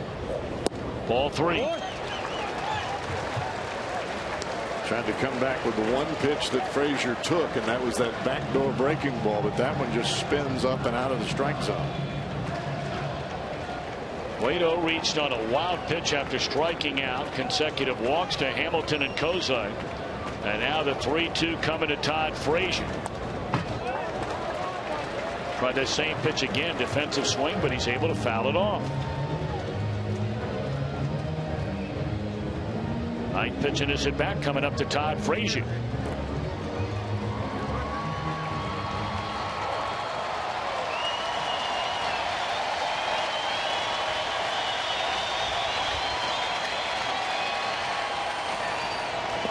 Struck him out swinging, 2 away in the inning.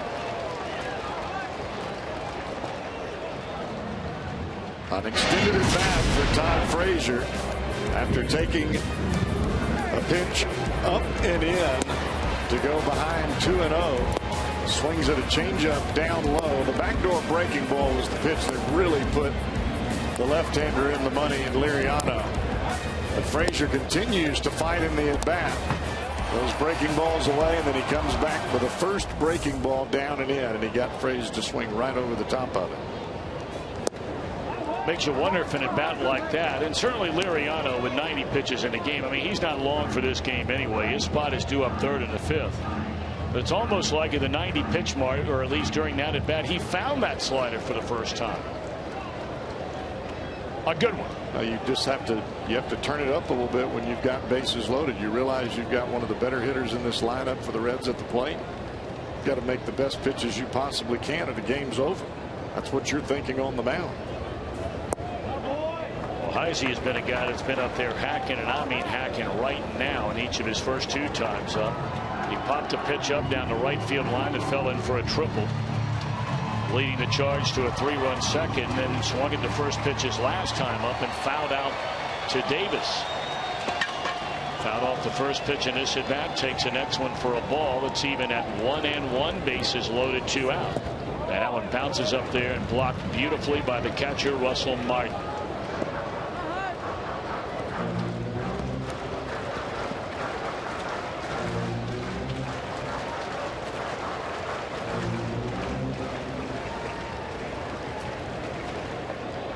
Well, it certainly is starting to get darker and darker and darker, and the Reds seemingly have been at bat forever here in the bottom half of the fourth inning.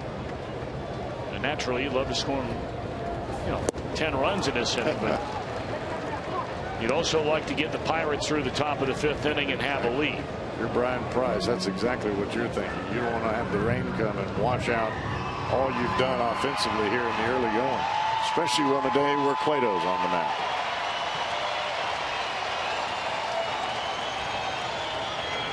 Two and two on Chris Heisey. Struck him out, inning over. Strikeouts to Frazier and Heisey. The Reds leave them loaded for the second time in a game, and they lead at the end of 4, 3-1.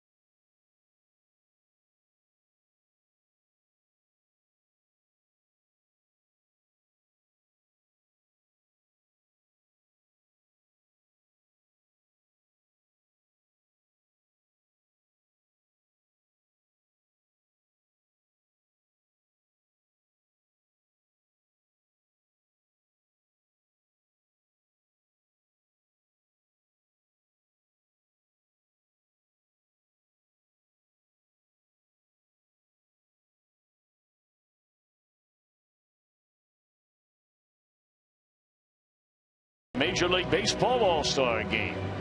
National League, the American League, home field advantage in the World Series on the line.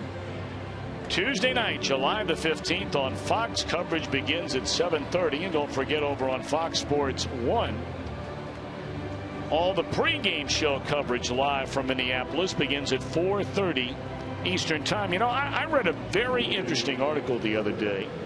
And I'm going to give credit where credit's due when I can find it, because I can't remember off the top of my head who wrote it. But I love this idea about some little tweaks maybe you could make for the All-Star Game. And the one I liked the most was not only home field advantage, but add another layer to it. Whatever league wins, you play by that league's rules for the World Series. Interesting. Some of you may be saying, and I wouldn't blame you, because you have one league, you have another league that play the same game and they play by a different set of rules. You go figure the logic in that. But it is what it is, and has been going all the way back to the early 70s when the designated hitter arrived. Well, the more that you put on this game, Tom, the more that it has to not be a popularity contest.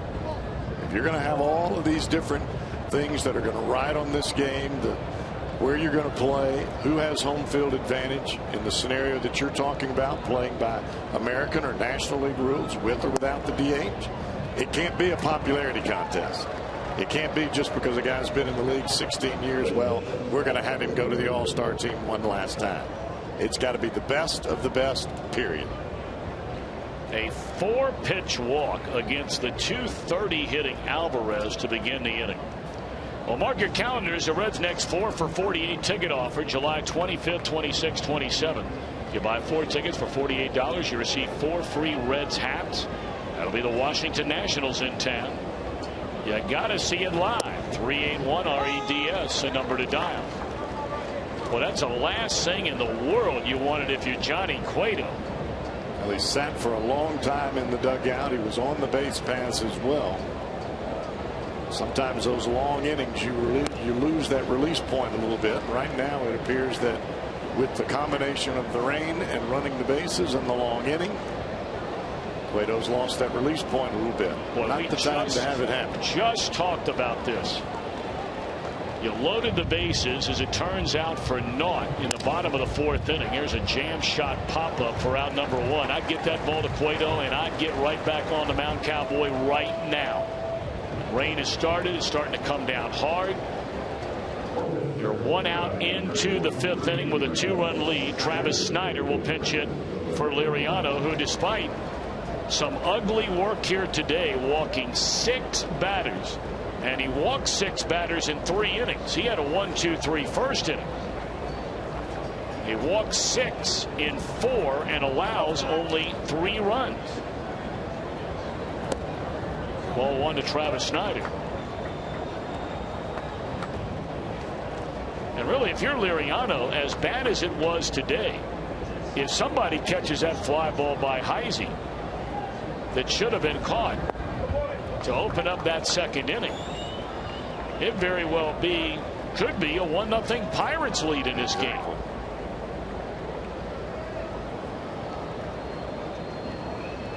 We hear this term all the time, but it's never more apropos than it is right now for Liriano. He was effectively wild.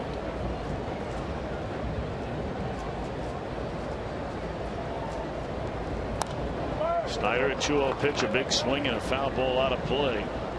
Now Snyder, he has plenty of pop in that bat, especially the other way.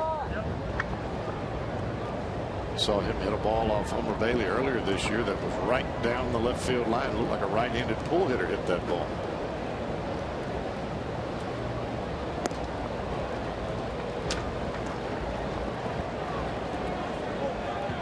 Johnny a little bit off rhythm right now. You can see him banging those legs. When he starts taking that glove, pounding it down to the quad and popping that backside, he's getting a little frustrated, a little out of sync.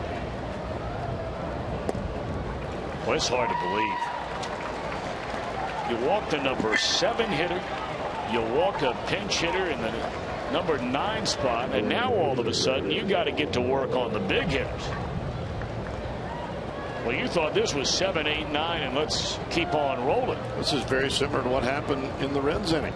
After that wild pitch that allowed Cueto to get aboard, 2 walks, loads the bases. Then you got your 3, 4 hitters at the plate, and Liriano somehow escaped without damage.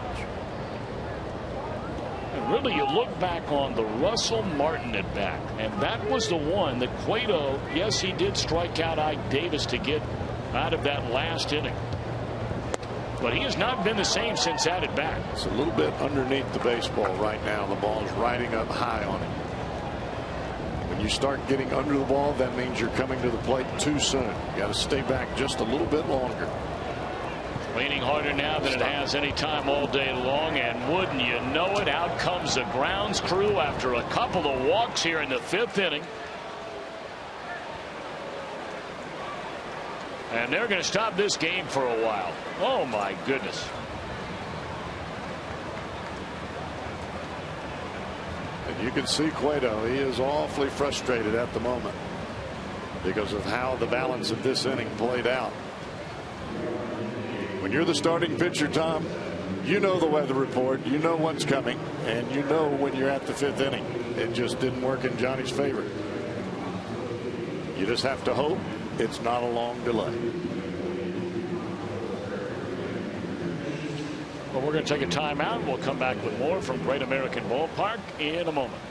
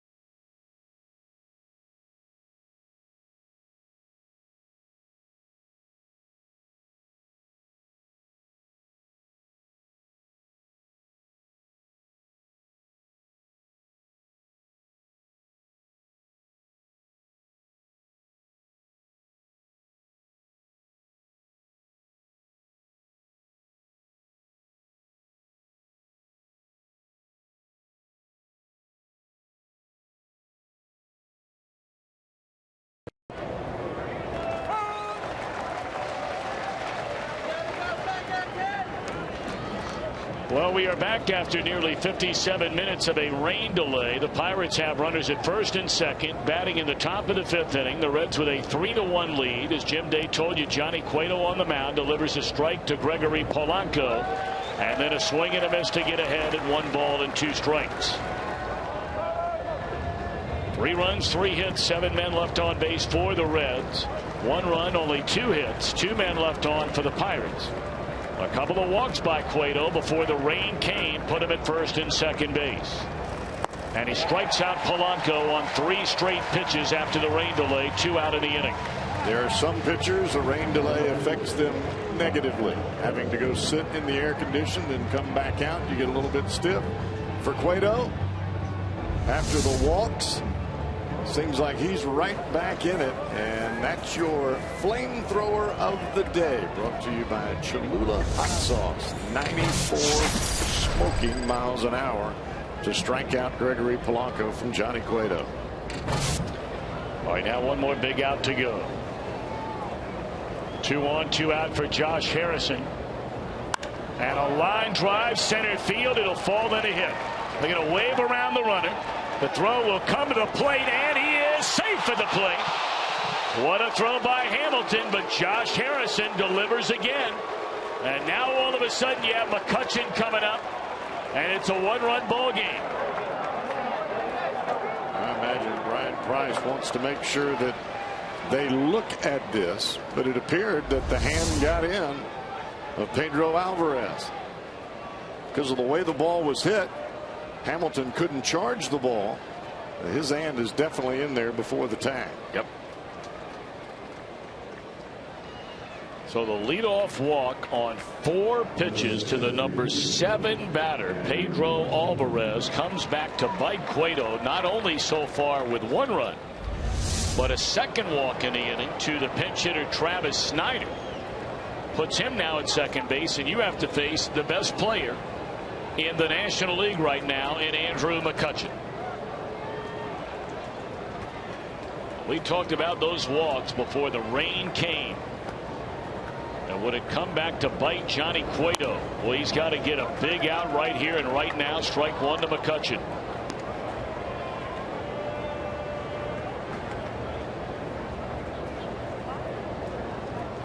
McCutchen popped up to Jay Bruce in right field, broke his bat his first time up. Popped up into right field his next time up, broke his bat, but it fell in and went for a triple.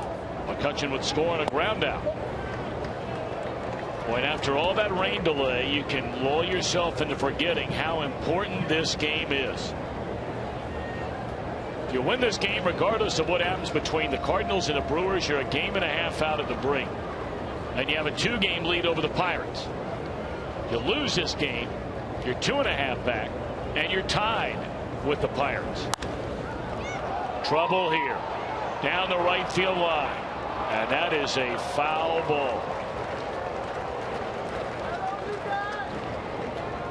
Well, it's almost an emergency swing by McCutchen, and look where he hits this ball.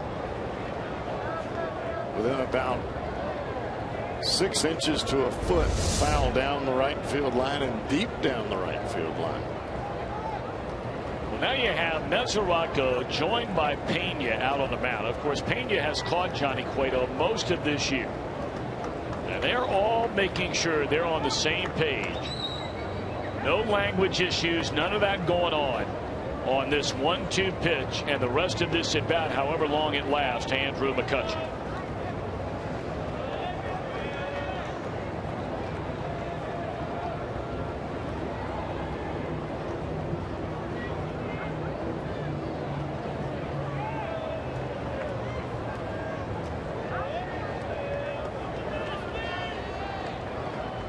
Fastball up just above the left shoulder of Mesoraco.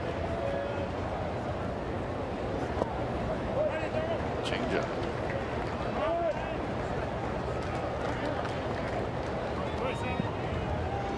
Get ahead of McCutchen. He'll chase the pitch up in the strike zone. He won't do it once it gets late in the count. Got some great plate discipline.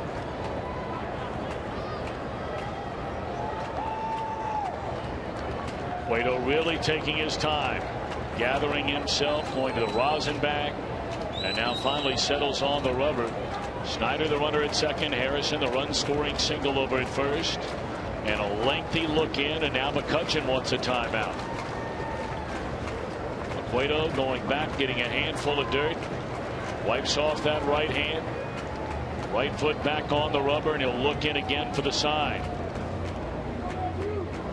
2-2 on McCutchen. Struck him out to end the inning. Came with a 96-mile-per-hour fastball down and away to strike him out.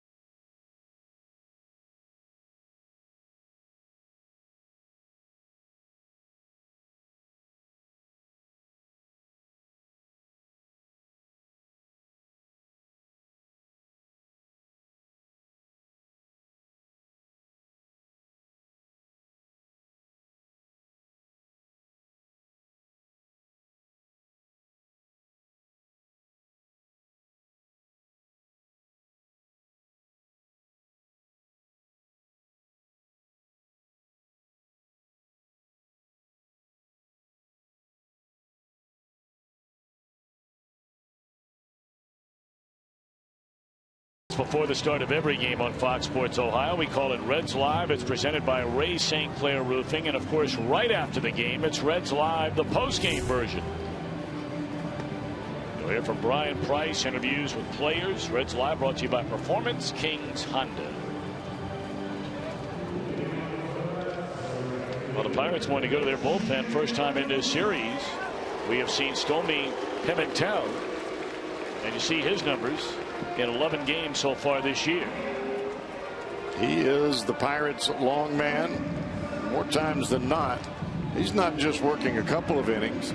He's working 3, maybe 4.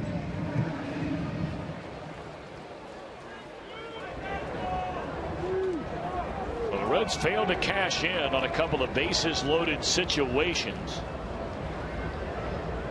in the second inning. Yeah, they got 3 that inning on the 3-run home run by Nate Grone, but they loaded the bases after that. Could not score again. They loaded the bases in the 4th inning. They had them loaded with 1 out. And Liriano struck out Todd Frazier and Chris Heisey. So after 6 walks, 3 hits, 9 base runners, 10 of them if you include a wild pitch on a strikeout, allowing Cueto to reach. 10 base runners in 4 innings against Liriano, and he gives up just the 3 runs. 1-1 to Jay Bruce. That one's run all the way to the backstop. 2 balls and a strike. Milwaukee beating up on Carlos Martinez and the Cardinals. Long way to go in that one. 5-1 Milwaukee in front.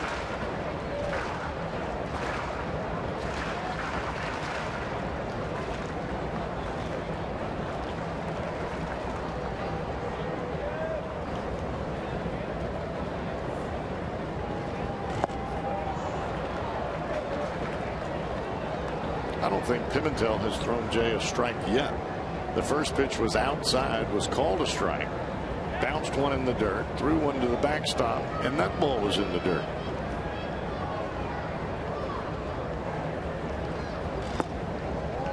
That one into the dirt as well. 3 balls and 2 strikes on Jay Bruce. We are in the bottom of the 5th inning. Reds with a 3-2 lead over the Pittsburgh Pirates, and this the rubber game of the 3-game weekend series. First 2 games decided by 1 run. And a 3-2 pitch. Ball 4. And Bruce aboard to begin the last of the 5th inning, and Devin Mesoraco coming up.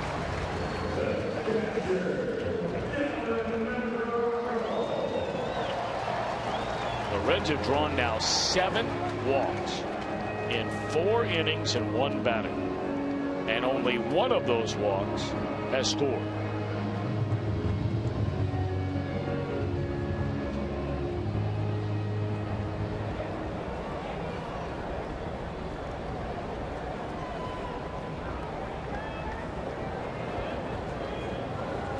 Now Devin Mesoraco, and that's on the inside corner, called strike.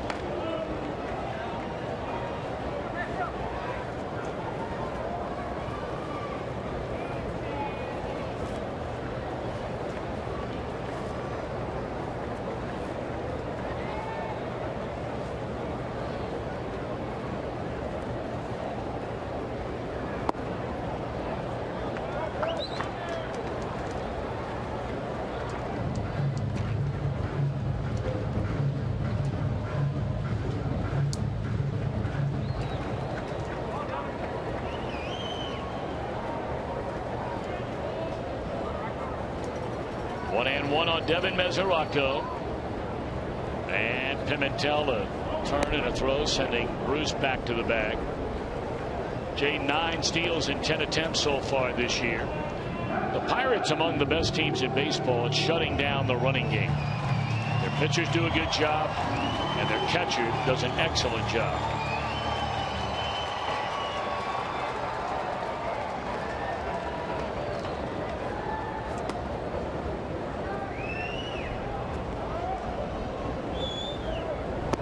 Although that is not a good move by Pimentel.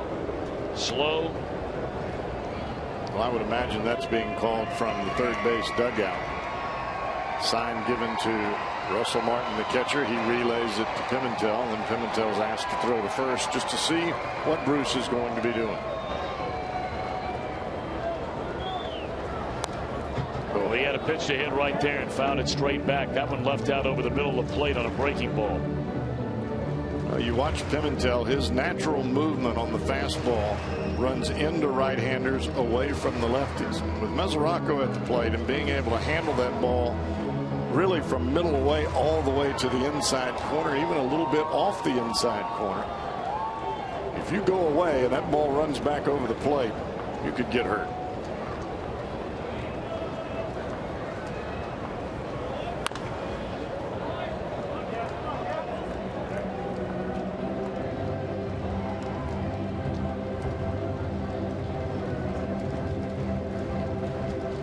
Straight breaking balls now after that first pitch fastball to Mesoraco. Devin today has walked twice, scored a run. He scored on a 3-run home run by Christopher Negron. If you weren't with us, Negron in the lineup today in his first major league home run. It came to right center field. Back in the 2nd inning with 2 aboard. Able to foul it off and hang around as Mesoraco. It remains at 1 ball and 2 strikes. Trying to get Mesoraco to fish for that breaking ball. The only problem of throwing this many breaking balls in a row, sooner or later you're going to release one of them and it's going to spin in the middle of the strike zone.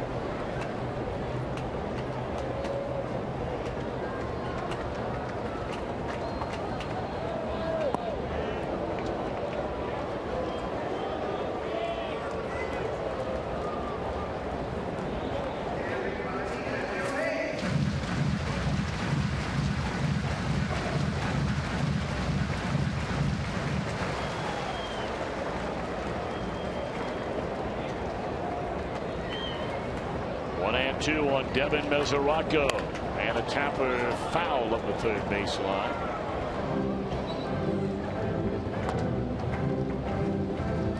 Mesoraco on his way to his first All-Star game, 16 home runs, 44 runs batted in, and of course Those numbers accomplished despite the fact that he has a pair of trips on the disabled list. He began the year on the DL after getting injured in spring training. And then once he came back, he injured his hamstring, rounding third and scoring in Atlanta. Shortly after he came back. And that's in the air, left center field, hit pretty well, and Devin Mesoraco hits it off the wall. They are going to wave around Jay Bruce. He will easily score on a double by Mesoraco. 4-2 Reds.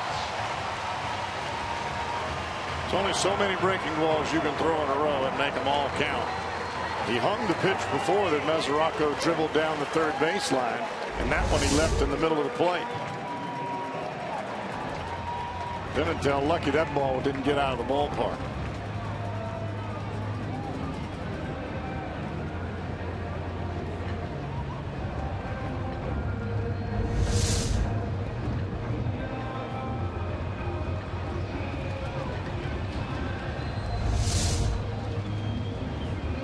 Watch the ball come out of the hand. That's actually a split-fingered fastball, but it acts as a breaking ball. The same kind of speed. Instead of going down and dipping down in the zone as a normal split finger would, it just spins up there like a hanging slider.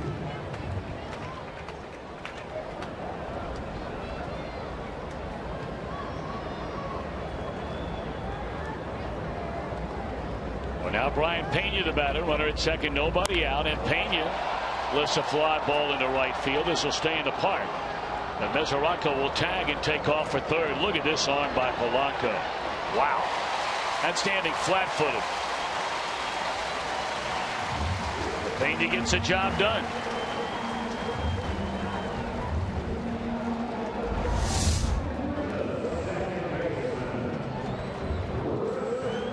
When you see a ball come out of an outfielder's arm like that, and it's catching up to your base runner in that kind of fashion, you start to get a little worried.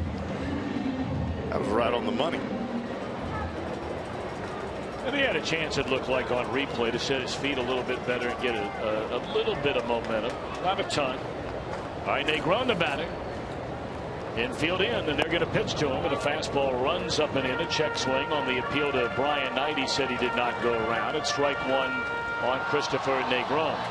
And I would imagine, Tom, as time goes on, that'll be something that the Pirates will work with Gregory Polanco on.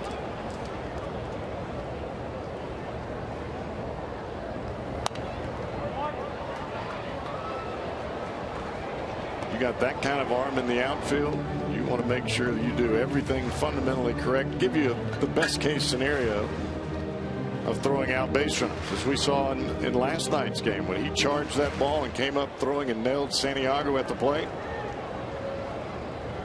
Get that momentum behind it, it makes it even that much better. Here comes a squeeze, and he missed it, but Russell Martin is able to backhand it and tag out the runner. Wow.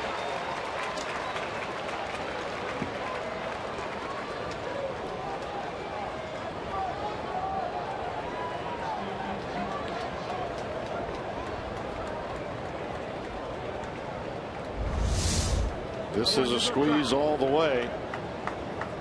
And you could see Negron lunge for the ball. It's way outside. That's a great play by Russell Martin. I mean, he caught that ball in the middle of the left-handed hitter's batter's box. I mean, the only thing else Negron could have done was throw his bat at the ball. And even then, I don't know that he could have gotten to it.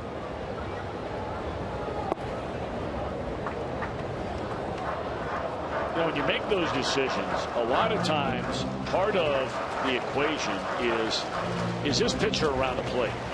And Pimentel has not proven to anybody that he is going to be consistently around the plate. Certainly has not shown that in this inning. He walked the first batter he faced. Threw a lot of pitches out of his zone to Mesoraco. 3-2 on Negron. And now with 2 away, here's a pitch, and he walks him. And that's the one, or part of the equation the manager has to think about. Is this guy going to be near the plate to give my batter a chance to get the bat on the ball? And on that pitch, there was no chance for Negron. He was about as close to the plate as that last pitch that went all the way to the backstop. Martin just happened to make a great play. I thought when the ball came out of his hand, he didn't have to bunt it. It was going to hit the backstop. Now Johnny Cueto will bat with 2 away and 1 on. Reds missing a chance to score with a runner at third by the failed attempted suicide. Take a look at Johnny Cueto running here, Cowboy, on Fox Vision. After he swung and missed, ball got away. 18.1 miles per hour. That's the fastest I've ever seen Johnny Cueto run.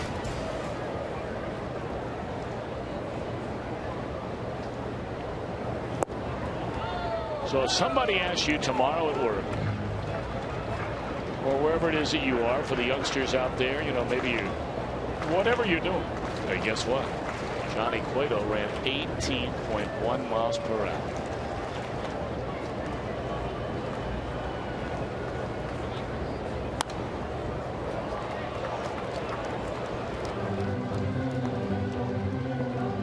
That's when that adrenaline kicks in, when you see that ball go to the backstop. Hey, I gotta go.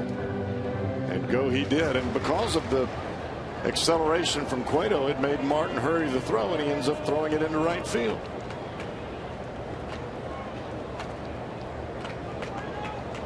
One and 2 on Cueto. Reds with a 4-2 lead. We're only in the bottom of the 5th inning after nearly a 1-hour rain delay hit us in the top of this 5th inning.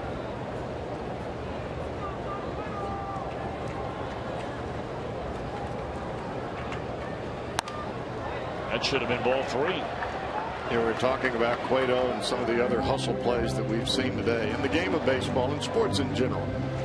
You can't always control the baseball. You can't always control whether you're going to catch or throw in whatever sport it is, but you can control the effort. And if you can't come to the park every day and give a good effort, then you don't need to play.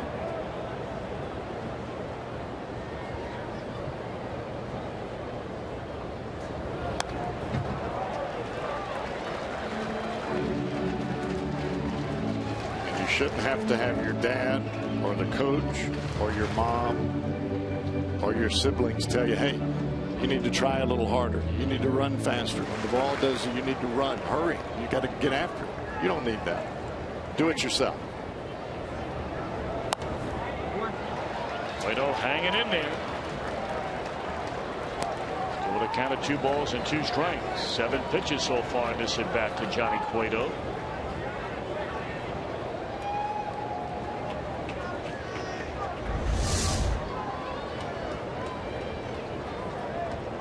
Every pitch he's thrown to Cueto has been up in the zone.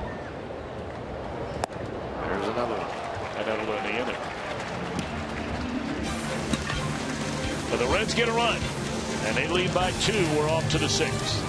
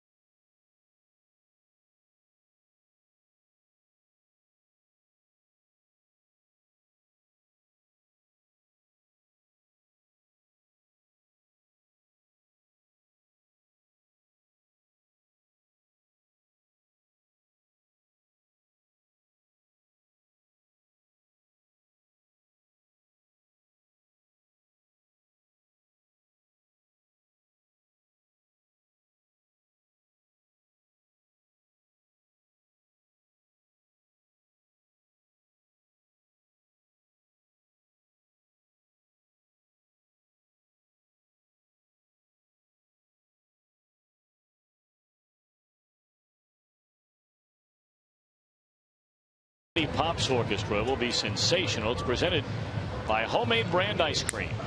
Plus, you can take advantage of the Reds 4 for 48 ticket deal the entire weekend. The Nationals will be in town. Call 381 REDS. That'll be a great night. They got some new flavors of ice cream coming out too. And peach is in the peach is in the building right now. That's good stuff. Summertime. Come and get it.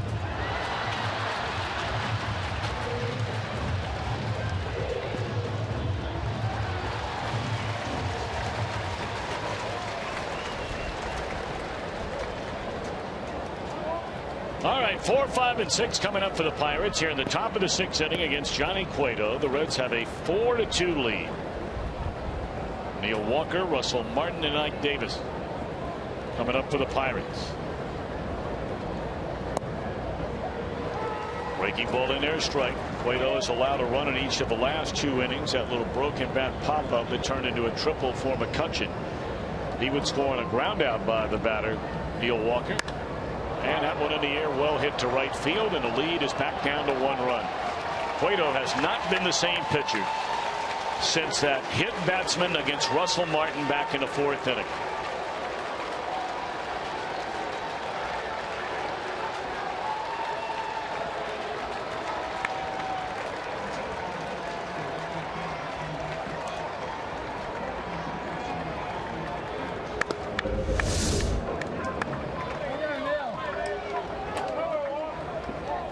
Earlier, Tom, that 3rd time through the lineup for Cueto has been one that has bit him here lately.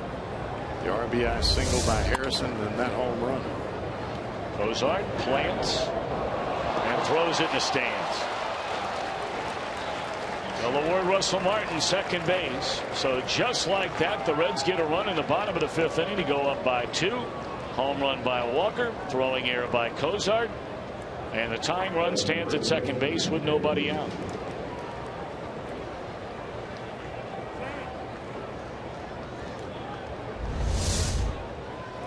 Cozart got to the ball fine, but it looked like he was not flat-footed. He just got underneath the ball and airmailed it. I'm not even sure that throw, if it's on the money, was in time to get Martin. Saw that ball come sailing right by Pena right about the time the hustling Martin was arriving at the bag.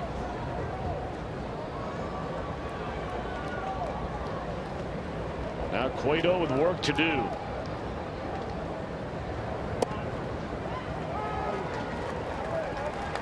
If you're Johnny Cueto with that 1-run lead, you just have to keep cinching that belt a little tighter. You don't want to give up the lead. Reds have action in their bullpen. Left-hander Manny Parra beginning to throw, and they try to catch Martin's napping out there at second base.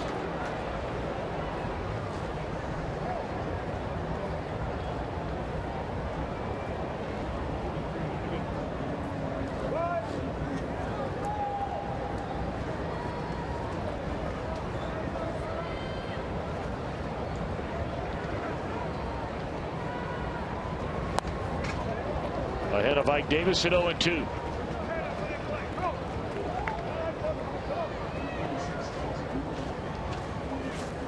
Vance Worley, who's been used in the starting rotation of late for the Pirates, is the right-hander getting loose in their bullpen. He's thrown very well.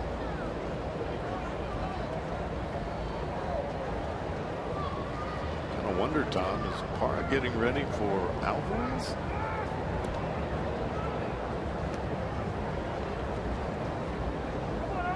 Johnny has just been a little bit off. I mean, he came out of the gates rolling here today, and he had great stuff. No two ways about that. He had bad luck on the triple, and then the ground out to bring in the run got the Pirates on the board. 2 outs, nobody on in that 4th inning. But then he had a 10-pitch at bat against Russell Martin. Runner takes off for 3rd, and he is tagged out. Holy Moses, do you say thank you, Russell Martin? Very difficult, even if Cueto is one-looking you at second base, because Johnny gets rid of the ball so quickly. And Martin just thinking that he can beat Frazier to the bag. No chance. Johnny gets the ball to the plate so quickly, even where Frazier's playing way off the line. Mesoraco just hits Frazier in stride. He makes an easy tag. Still 1-2 on Davis.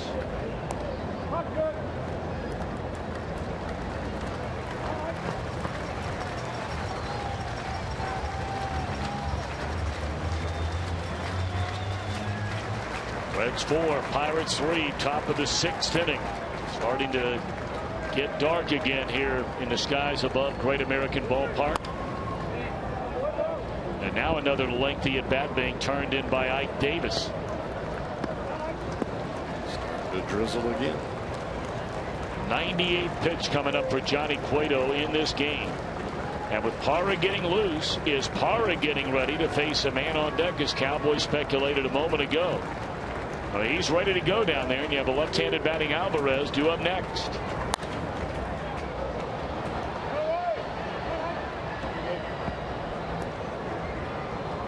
And Davis not the kind of hitter generally that has at bats like this. No. He's the kind of batter that Cueto, with his really good stuff, puts away far earlier in an at bat. Or he forces contact early. Even if he doesn't strike him out, he forces contact within the first 3 pitches.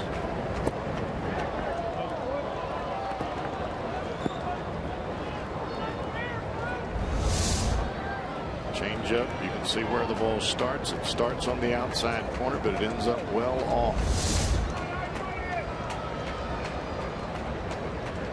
2-2 the count on Ike Davis. 100th pitch of the game by Cueto, and he's on the outside corner. Strike 3 call. Not sure Davis agreed with that. And here comes the rain heavy again. Starts that breaking ball where he started the changeup, and instead of running away, it cuts right back over the outside corner, and that pitch just fooled Ike Davis. That's good pitching. Good pitch selection as well. Well, they're going to leave Cueto in to face a left-handed batting Alvarez, who has popped up to right and drawn a walk, and there's ball 1.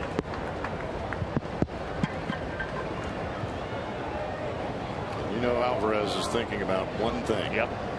Swing hard, finish high.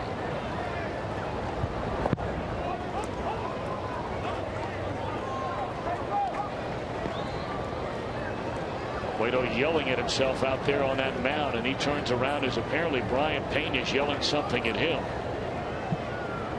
Suave, Chico, suave.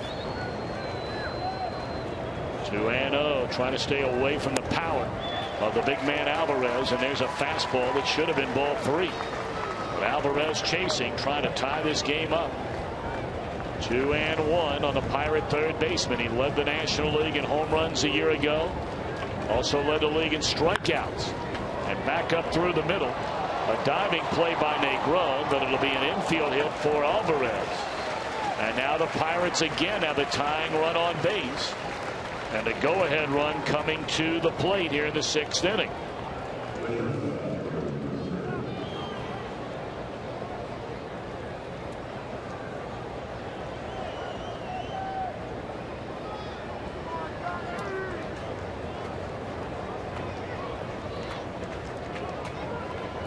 Jordy Mercer bounced out to third his first time up, and then he popped up softly to the second baseman his last time up.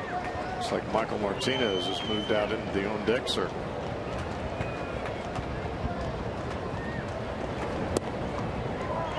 Slider in air, strike called on Jordy Mercer. Cueto's handled Mercer pretty well so far.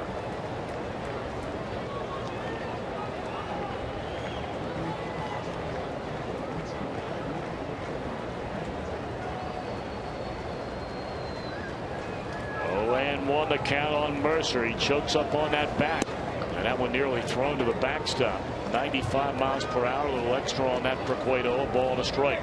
And I think even that release point, Tom, is very similar to what we saw back in the 5th inning when Cueto walked a couple of batters. 2 out of the first 3 he faced before getting out of that inning.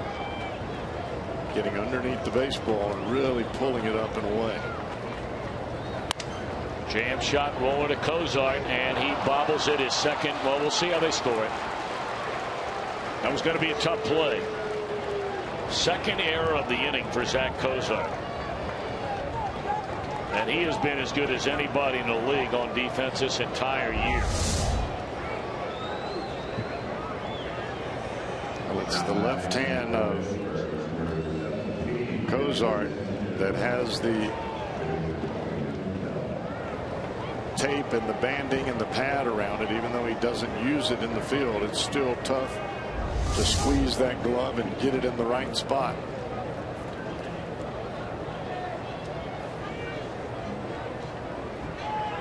Now it's going to be Gabby Sanchez instead of Michael Martinez.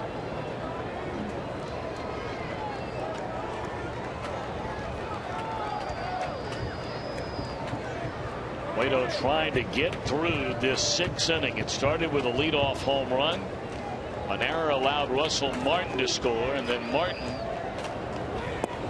to the surprise of everybody except for Mesoraco and Todd Frazier, took off for third. They threw him out trying to steal. How big is that play now? This is Cueto's final batter. Cueto struck out Ike Davis, but Alvarez an infield hit, little roller by Mercer, and an error on Cozart, tying one at second. 1-0 to the pinch hitter Gabby Sanchez, and he chases down and away, a ball and a strike. Sanchez has a tendency to sell out on the fastball. You can see with that swing there, he was looking dead red.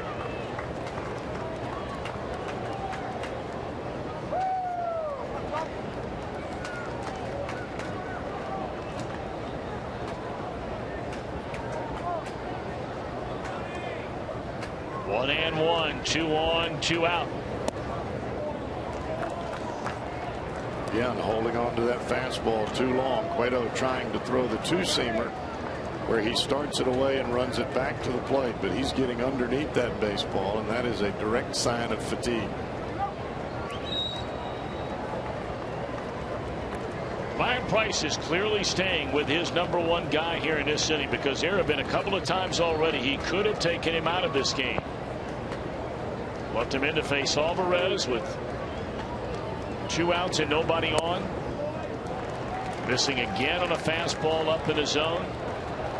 Boy, and now you have allowed Cueto to stay in there, and he is a pitch away from now rolling over back to the top of the order, and there's a reason why guys bat first, second, and third.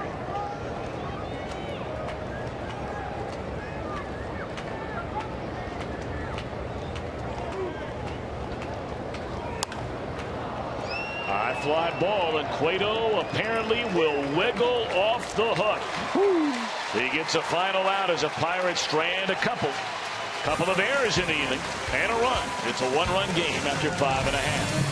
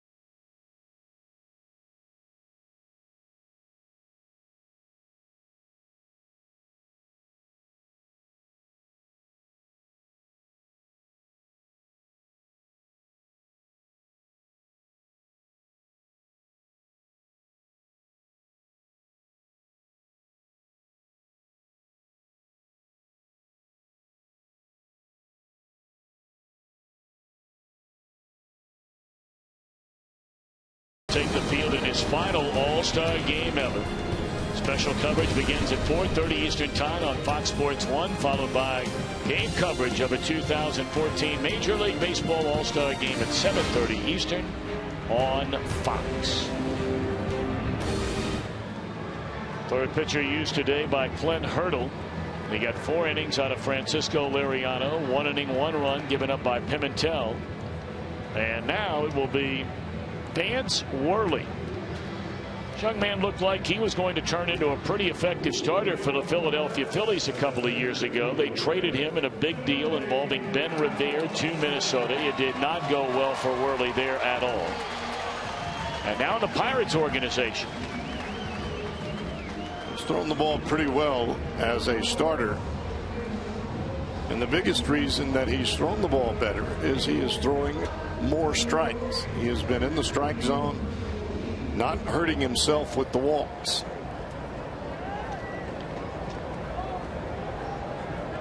It's the first game out of the bullpen this year for Worley. When they had him in their minor league system, they brought him up. They lost 3/5 of their starting rotation.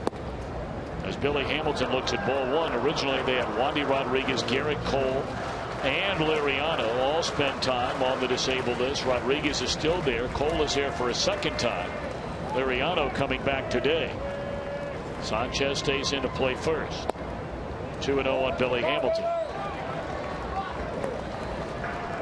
You look at this Pirates rotation. The only guy that was there from opening day was their 5th starter, Edinson Volquez. Everybody else has been on the disabled list, released, cut loose, or brought up. 3-0 on Billy. Billy has bounced at third, doubled off the left field wall. That was against the left-hander Liriano, and Liriano walked him in the 4th inning. Taking all the way in their strike.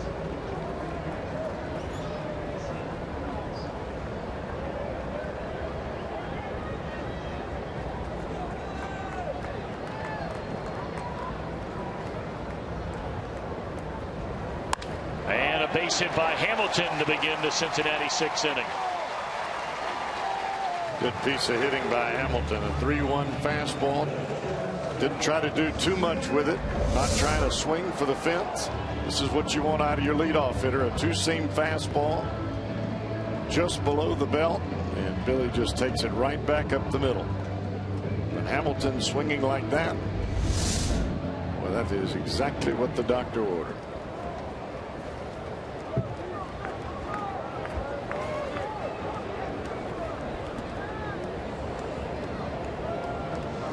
Now that'll bring up Zach Cozart. 0 for 1 has walked twice in the game.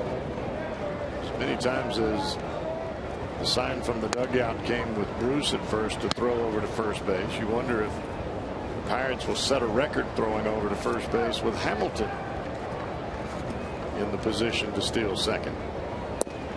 Billy, 38 stolen bases, been thrown out 14 times. Vance Worley was very close to not even changing direction as he came to the plate on that pitch.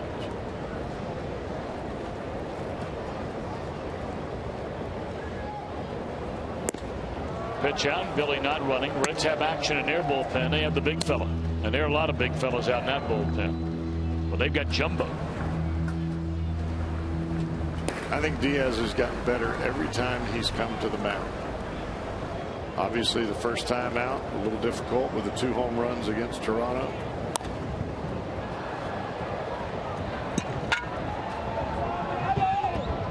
One out in the inning.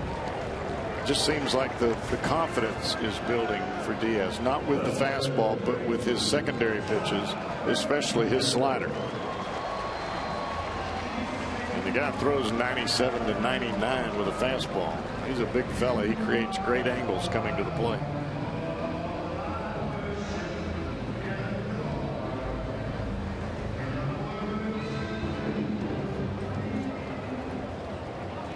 A rare quiet day so far for Todd Frazier. He struck out in the 1st inning, flied out to right with the bases loaded in the 2nd. He came to bat in the 4th inning with the bases loaded again. I like this matchup, Worley and Frazier. I like it for Todd Frazier. Down the right field line towards the corner, and that is gone. How about that call, Cowboy?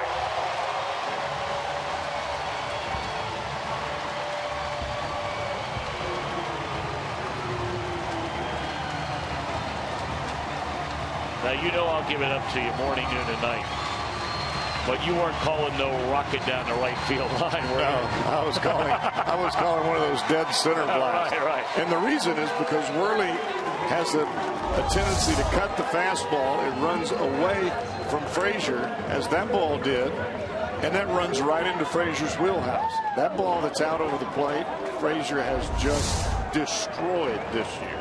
But what a huge time for Frazier to club a home run. There he goes with Latos.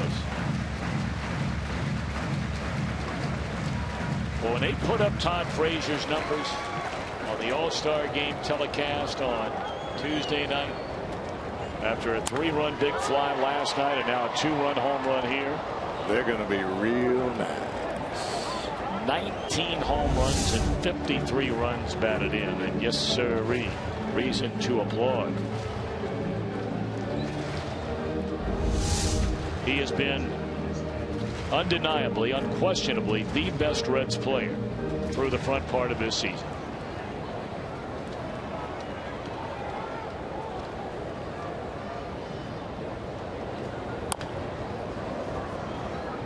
It's got to make you feel good about what the Reds have done with some of the guys that you were hoping would have good years this year. And this team has always been about Phillips, Bruce, and Votto and their offensive prowess. But you add Mesoraco, Billy Hamilton, Todd Frazier to this mix. I like it going forward.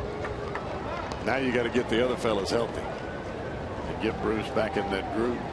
Well, what's interesting is of all the guys going to the All-Star game, and you take Chapman out of the mix, because if there's one player, maybe more so than any other on the Reds team, where before the season began, if somebody walked up to you and said, hey, look, you have to make a bet. Pick one guy on the Reds team that's going to the All-Star game this year. I don't know about you, Cowboy. My money would have been on Aroldis Chapman. If I had to pick one guy. The other 4 guys, all of them going to the All-Star game for the first time. And we say 4 because if you weren't with us earlier, that went down the left field line. And they're going to hold Heisey to a single because of the big shift they play in the outfield with Harrison. So he has a 1-out base hit following the home run by Frazier. Breaking ball here, and he leaves it up in the strike zone, and Heisey just hooks it down the line. Of the other 4, Frazier, he'd be the first to tell you, he had a tough year last year. First full year playing every day. The rock solid rookie. Cueto made 13 starts last year. And we know how great he was the year before. But he had 13 starts. Still a health question. That's right. He had 13 starts. You wouldn't have bet on him to make the All-Star team. Alfredo Simon, that's not even worth talking about. And Devin Mesoraco getting a chance for the first time in his major league career after the trade of Ryan Hannigan to play every day.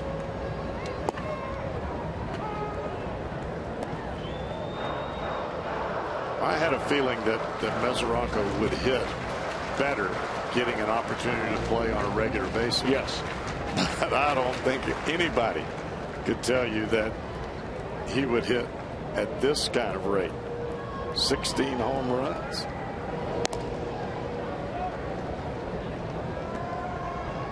And I think he's just scratching the surface. His bat speed is incredible. I mean, when you start having guys comparing his bat speed to guys like Gary Sheffield and some of those that just could whip the bat through the strike zone with ease.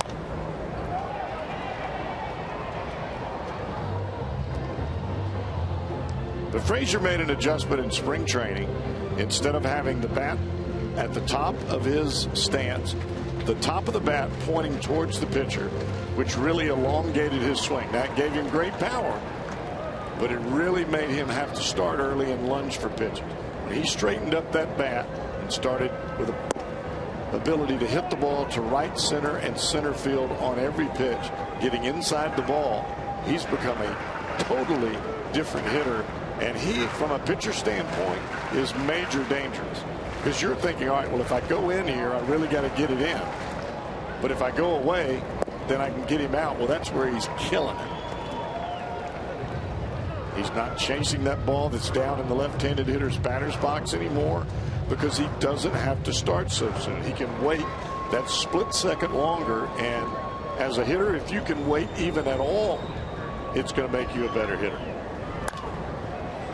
High pop up by Jay Bruce. That's third baseman Alvarez going out, but the left fielder Harrison will make the call and the catch. 2 away.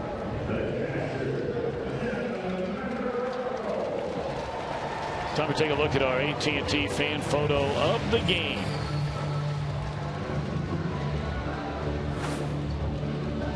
Huh. Look at Francine. And her buddy there.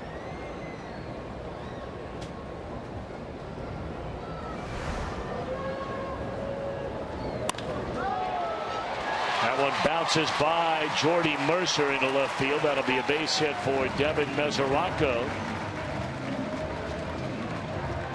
Mesoraco hits the ball so hard sometimes. Even the ball that's a step or two to the left or right of an infielder, it's by them before they even get a chance to get the glove to that area.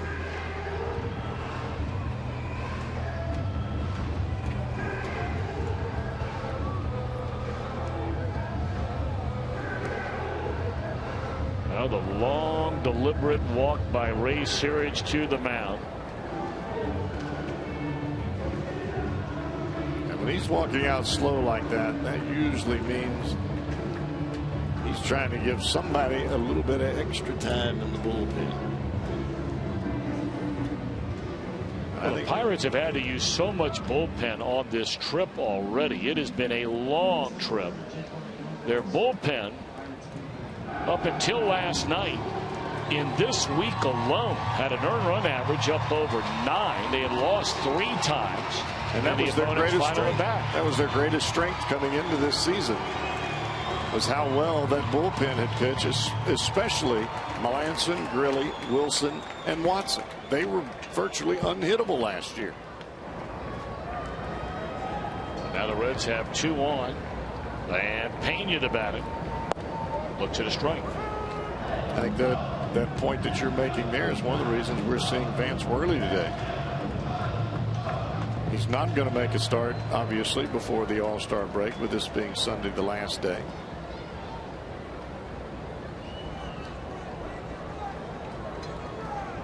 Reds lead by 3 runs for what is now the second time today. They had a 3-0 lead on a 3-run home run by Negron back in the second inning. I think when Clint Hurdle brought Worley in the ball game, he was thinking 2 or 3 innings of scoreless baseball to try to hold the ball game right where it was at. Well, Frazier changed that with 1 swing of the bat and 1 pitch.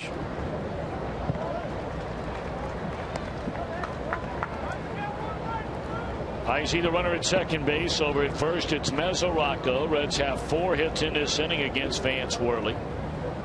2 out, 1 ball and 2 strikes on Pena.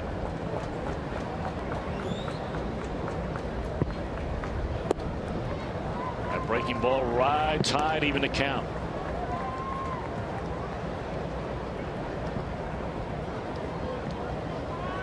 You look at that bat that Pena uses, just looking at it, it looks like a massive piece of lumber. Did he go the appeal? And yes, and that'll end the inning. But the Reds get Frazier's 2-run home run. Just fair down the right field line. And so a 1-run lead turns into a 3-run lead as we're on our way to the 7th.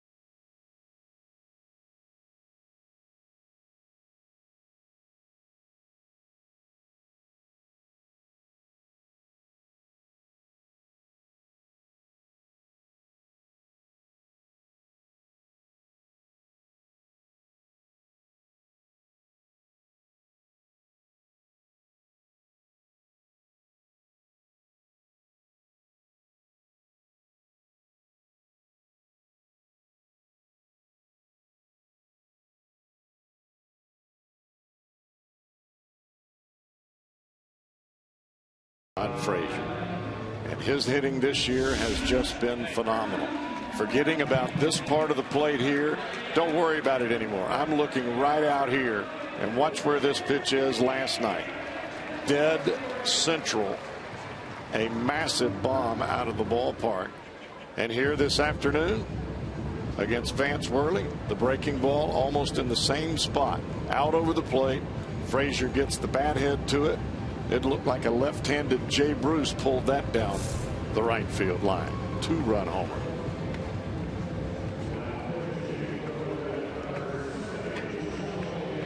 All right, here's a big man, big Jumbo Diaz. He came into the game last night. What did he throw? 1 pitch? But he got it done. He sure did. Came in behind Manny Parra. Well, the ERA is high for Diaz at 4.91 because of his first ball game. He gave up 3 runs in that first game. But you look at the opponent's batting average, and in that graphic it shows you 188. That means folks aren't hitting him very hard or centering up many balls against him. I always throw out that first appearance. There's just too much anxiety, too much nervousness, however you want to talk about it. Adrenaline. You can call it a whole lot of things. But he's starting to get comfortable. And with a 97 to 99 mile an hour heater, why not? He got Travis Snyder on 1 pitch last night, ending a big threat for the Pirates. But he'll face the top of the order. It starts with Polanco. And a fastball sails up and away. We still have a long ways to go in this one. It's only the top of the 7th inning. Sky's getting extremely dark. The lights have been turned on here at Great American Ballpark. We have been blessed with incredible weather this entire homestand. We had the 30-minute delay to get started the other night when the Cubs were in town, but that wasn't a big deal. Outside of that, it has been almost perfect every day and every night. Looked like Polanco was guessing fastball there, and he got the 2-0 breaking ball and swings right over the top. The Brewers are blasting the Cardinals. That game has moved to the 8th inning with the Cardinals trailing Milwaukee 9-1. So it looks like the Brewers, as that one is grounded down to Pena. Nice play. 1 out.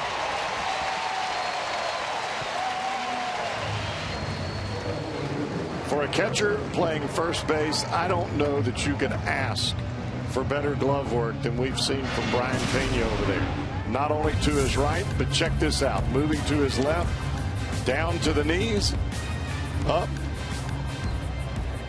You'd think he'd been playing first base his whole life. That's our John Morrell hot dog play of the game. Very nice.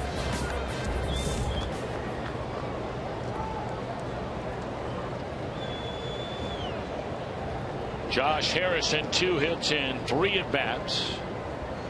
His last base hit knocked in a run, a single to center off Cueto. Johnny goes 6 innings, allows 5 hits, 3 runs.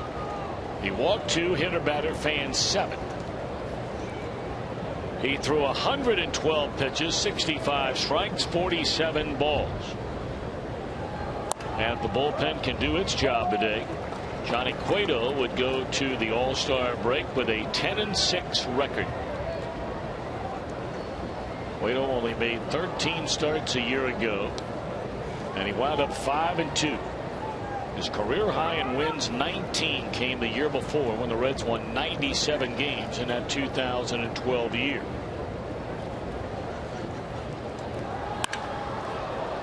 Well, I mean to tell you, Harrison is on everything. Nice play by Heisey on that line drive, a sinking liner to left. Josh Harrison is not missing a fastball that is up in the strike zone. And he didn't miss that one even with the count 0-2. Tommy, you were talking about Johnny Cueto's stats. He could very well have 15 wins right now. I mean, there are a couple of ball games where he's pitched 1-run baseball and got a no decision, or no-run baseball and got a no decision. So a couple of hard hit balls here in the inning, but a couple of loud outs, and now it's Andrew McCutchen against Jumbo Diaz. And there's a tapper foul on the first pitch, 98 mile per hour fastball. You see the reactions of some of the hitters when they face Diaz for the first time, especially when the ball is down. It's almost an emergency swing on the first pitch that they see.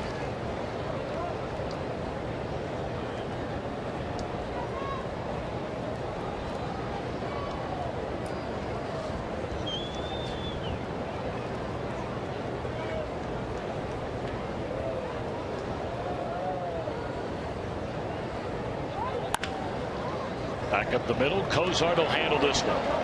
And that'll end the inning. So Big Jumbo celebrating a 1-2-3 inning. Middle of the 7th. And the Reds with a 6-3 lead. And as we do every Sunday here at Great American Ballpark, we will stay right here for the singing of God Bless America. The men and women of our armed forces, as well as those who serve to protect in our local police and fire departments. At this time, please help us honor these brave men and women and all our veterans of service as we welcome John Winfrey of the Cincinnati Firefighters Union Local 48 for a special performance of God Bless America. God bless America, land that I love. Stand beside her and guide her through the night with the light from above. From the mountains to the prairies to the oceans white with foam. God bless America, my home, sweet home. God bless America, my home, sweet home.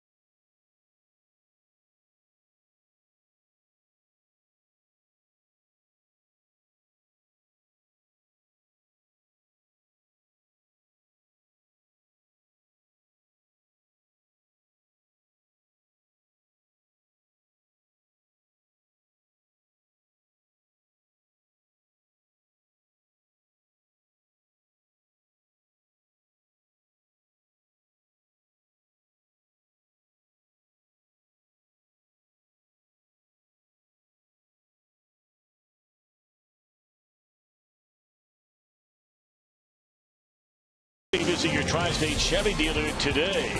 And by Cincinnati Children's Hospital, ranked 3rd in the country on U.S. News and World Report's 2014 Best Children's Hospitals in America. Great to have you with us on this Sunday afternoon. Reds in front of the Pirates. Bottom of the 7th inning underway. 6-3 our score. Negron clubbed his first major league home run. It came with 2 aboard to the right center field alley. Back in the 2nd inning. That one fouled back to the screen. It's 0-2. Big Donald Lutz standing in the on-deck circle right now with bat for Jumbo Diaz.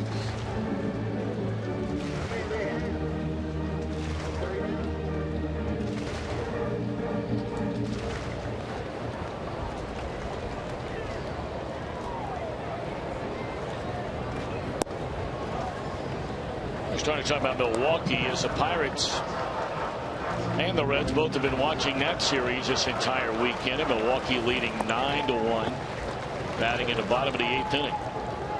So it looks like the Brewers, who by and large have been the division leader this entire season, yet come staggering to the finish leading up to the All-Star break, having lost 11 of their last 12 games. It looks like they will have a 1-game lead over the Cardinals in the break. And if the Reds can nail this one down, they'd be a game and a half back in the break. Nice play there by Jordy Mercer, one away.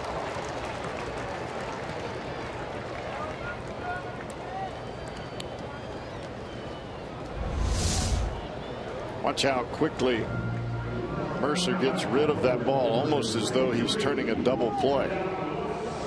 Catches the ball with throwing hand right by the glove hand and gets rid of it some kind of quick. You've got a speedy runner. That's how you do it.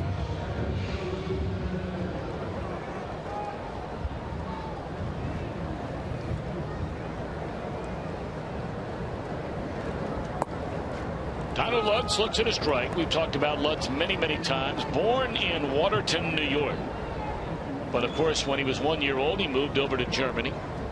And that's where he grew up. And you can rest assured, as that ball is scalded, but they had him played over there. 2 out. You know he's checking in somehow, someway, every now and again on that World Cup match. Don't you know it? If he can't go up into the locker room to check it, he's sending one of the bat boys up. That is a 0-0 game, by the way, in the 89th minute.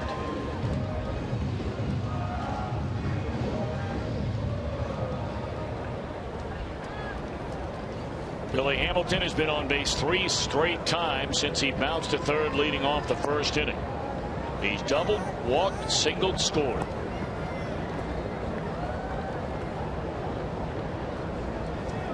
.286 with 38 RBIs in the first half for Hamilton. And you throw in the double today, and he now has 30 extra base hits.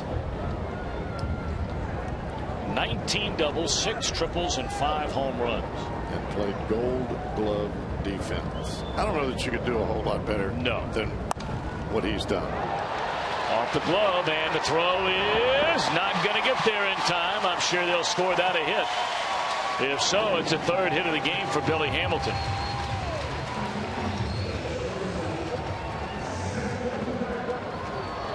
That was a bullet right at a playing in Alvarez. Alvarez was a good 5 feet in off on the grass when that ball got to him. Holy Moses. You hear it all the time. Why they call it the hot corner. They've given Alvarez an error on that. Billy takes off, throw down there, and that's one thing Worley is very good. 8 stolen bases in his career against him, and now 10 caught stealing.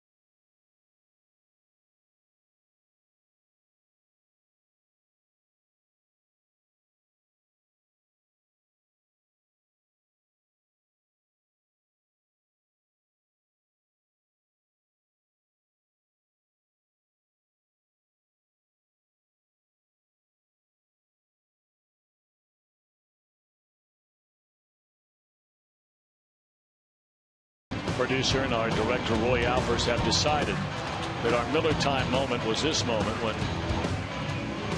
all of Alfredo Simon's teammates found out he was going to the All-Star game. Great moment it was. That is not much like that.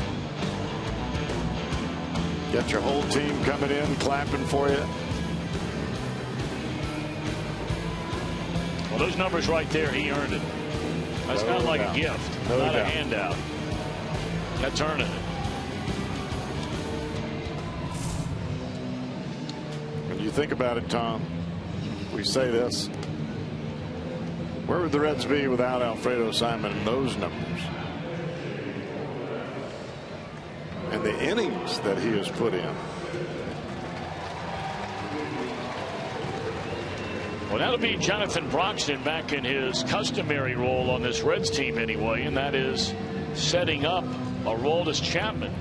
Chapman had worked 3 days in a row, and the Reds decided not to use him in the game last night with a 1-run lead going into the 9th inning. Broxton came in and gave up the game-tying home run to Andrew McCutchen. He would retire the next 3. Broxton, another guy who certainly warranted All-Star game consideration. That was the first home run he had given up all year long last night. 3 days in a row for Chapman, 4 of 5 before last night. Sometimes when you're winning, and you're winning in big time fashion the way the Reds are, somebody else has got to finish the game. No closer is going to pitch every day. It's not going to happen.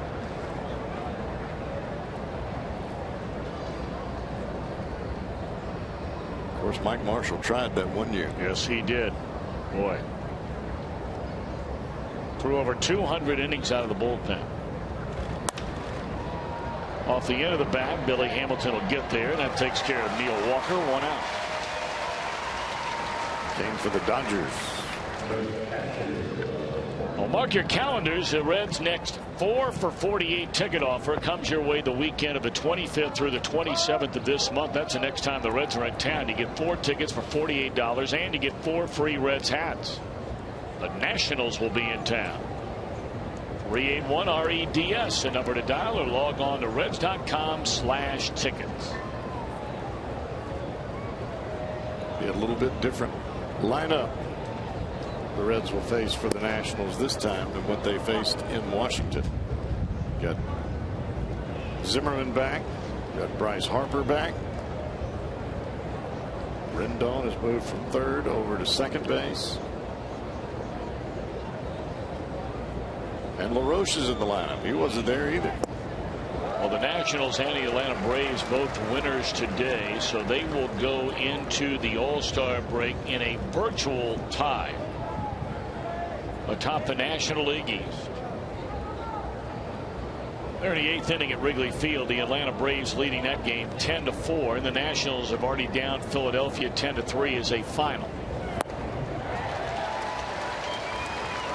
Well, Broxton's got some wicked stuff here today.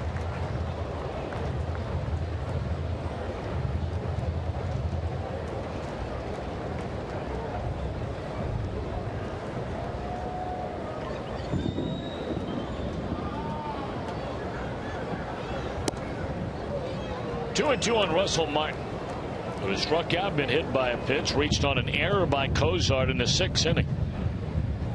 And with 1 out in that inning, he took off for third base, trying to surprise the Reds in an attempt to steal third, and they threw him out, and that turned out to be a big play in that inning because they would add a single and another error to the Reds in that inning.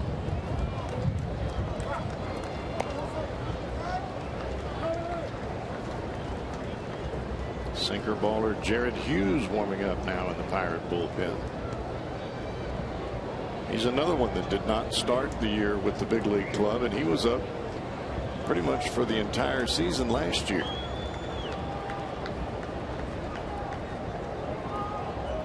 Three and 2 on Martin. Reds with a 3-run lead. Pirates batting none on, 1 out in the 8th inning. On the ground at Negron. This will be out number 2.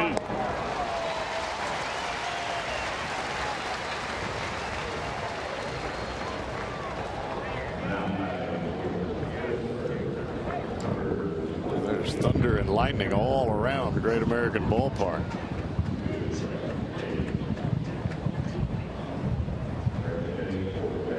Pitcher spot due up here, and Jeff Decker will bat for Worley, who goes 2 innings. Allows 4 hits, a couple of runs, both earned. They came on the Frazier home run. Struck out a batter. Did not walk a batter.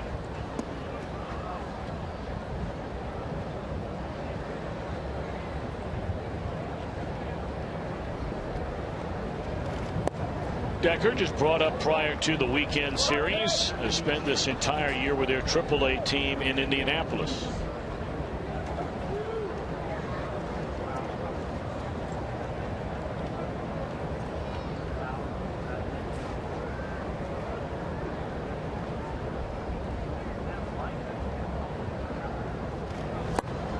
You know, while we have a quick moment, I'd like to give it up to our entire television crew and all of those that work around the ballpark, whether they be ushers, whether they be concessionaires, whether they be the grounds crew, anybody, those in a ticket office. This has been a long homestand. Been a great homestand. Reds with a chance to finish it off at 11-3 or 8-3 in 11 games. But the games by and large have been some of the longest games we have played this year. There was a day-night doubleheader. Had an hour-plus rain delay today. This one started nearly 4 hours ago. Had a 4-hour game here last night.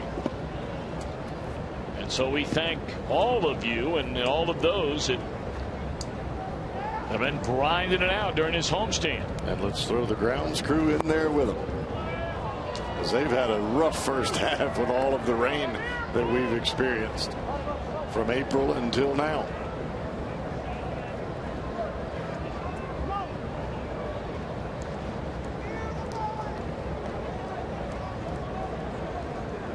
That's a long day at the ballpark when you have a day-night doubleheader. You've got to clean up the ballpark.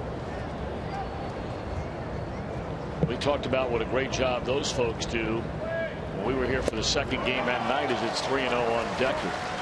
I was counting them sitting up here. They had 50 on one side, about the same on the other side.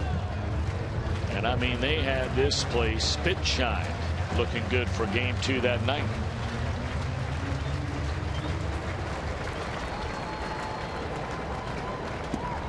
They didn't have a whole lot of time to do it. They had to bust and move. Struck him out, now retired aside. A 1-2-3-8 for Jonathan Broxton. The Reds will bat in the bottom of the 8th inning, leading the Pirates 6-3.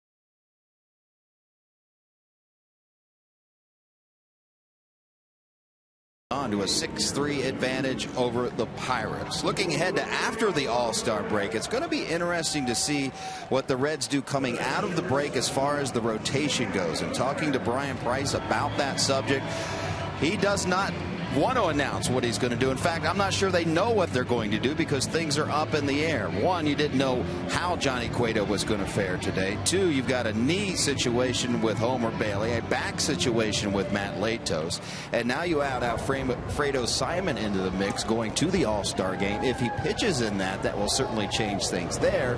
And then you've got a road trip going to New York City and then Milwaukee. You might want to hold your big guns back for the Milwaukee series, which would also give Cueto a little extra time. So a lot of variables. Be interesting to see Tom and Cowboy how they do it.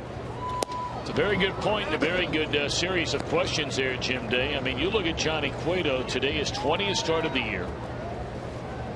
He has now thrown 143 innings before the All-Star break. And you're talking about a guy, of course, who only made 13 starts all of last year. It wasn't because he had a bad arm.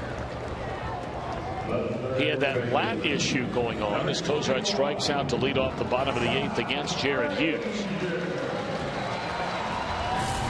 You know, and Jim brings up a good point about Milwaukee. Although every game does count, whoever starts on Friday will pitch the last game of that Milwaukee series.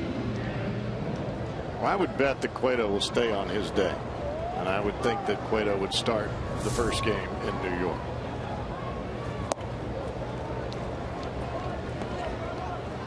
Then you'll probably see Leak. Then maybe Simon in the third ball game. I think they're going to push Latos and Bailey all the way back as far as they can.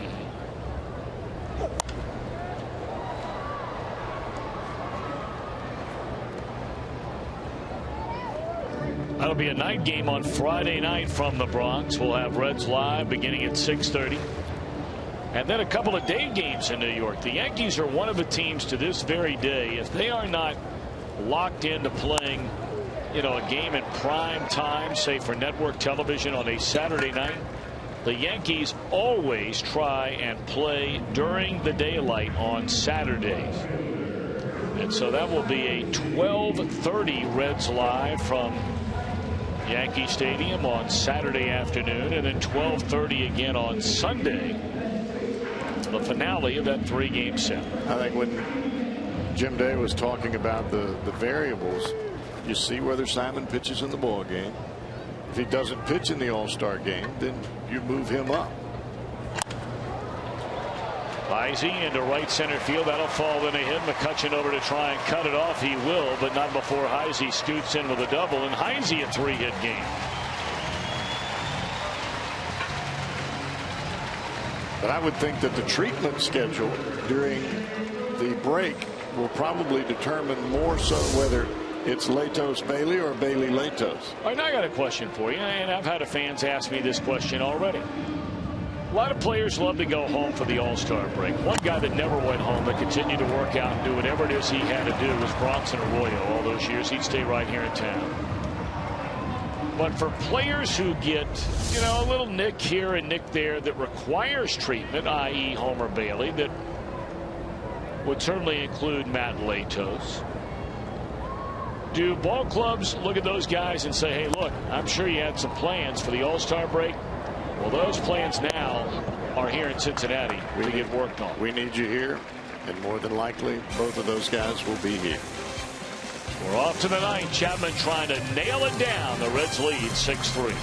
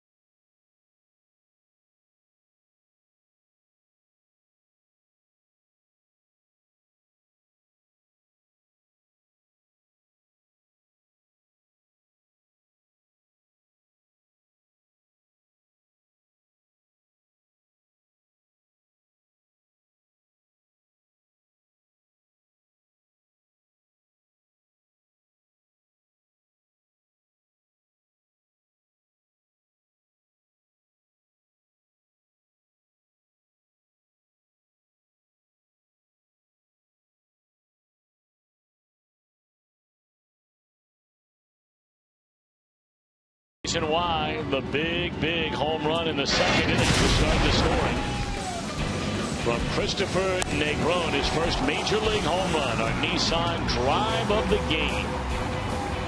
Congratulations, Mr. Negron.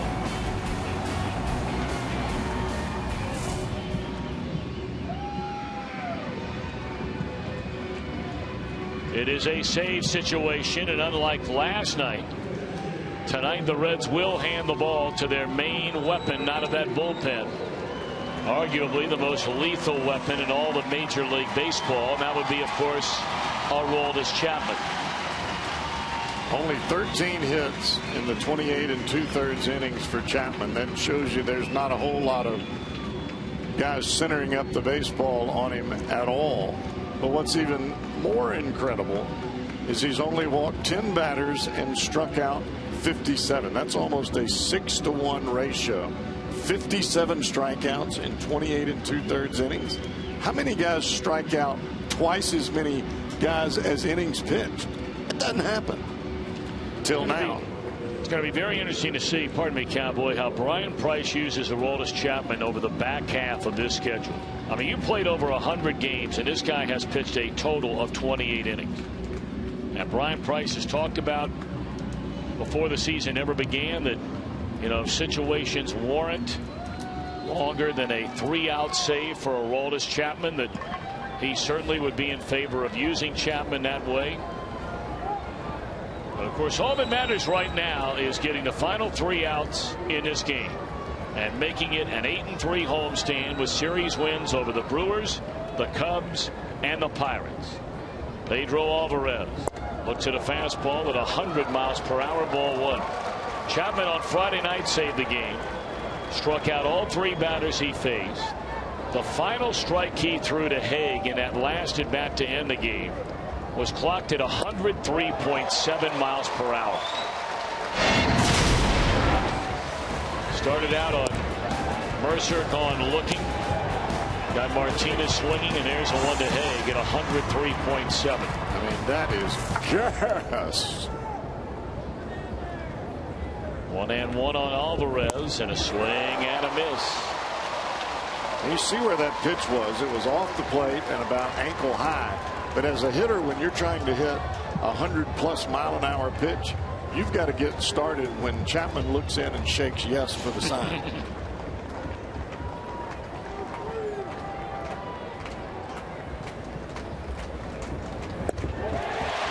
.102 to strike him out. And of course, Chapman here on Friday night set an all-time major league record. He's added to it with that strikeout of Alvarez. Now 40 consecutive appearances turns into 41 straight appearances, recording a strikeout. I mean, that ball probably would have hit a right-handed batter, and it's a swing and miss from a left-handed hitter. It's an incredible run, isn't it? That record stood since 1977. Almost 40 years ago. Absolute domination. And man, you think about all of the great relievers, and they don't have to necessarily be closers. Who is more dominant than Rob Dibble? I don't think it would have been conceivable that Dibble's name could have been somewhere close to Bruce Sutter. Yes. And I mean, the great Mariano Rivera, the greatest reliever in the history of the game. 0-2 on Mercer. And just a little bit high. 1 ball and 2 strikes. But none of those guys threw the ball in triple digits. That's a 90-mile-per-hour slider right there that Mercer miraculously got a piece of. And for those fans that get to come to the ballpark or watch here with us, Aroldis Chapman, you're seeing history in the making. They'll be talking about this guy 75 years from now.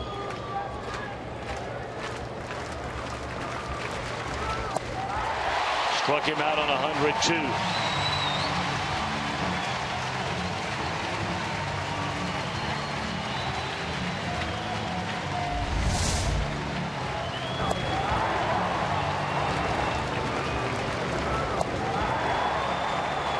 That ball's so hard, I'm not sure you could just bunt it.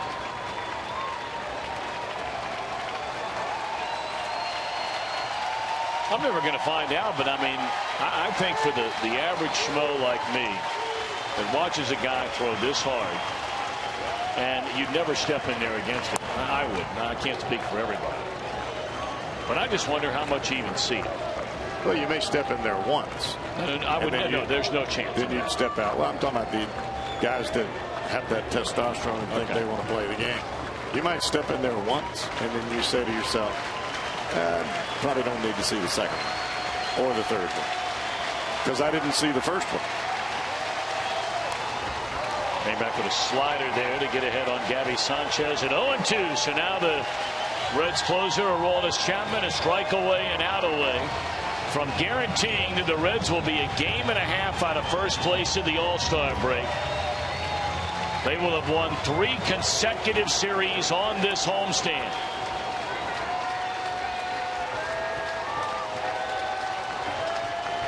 Mark it down.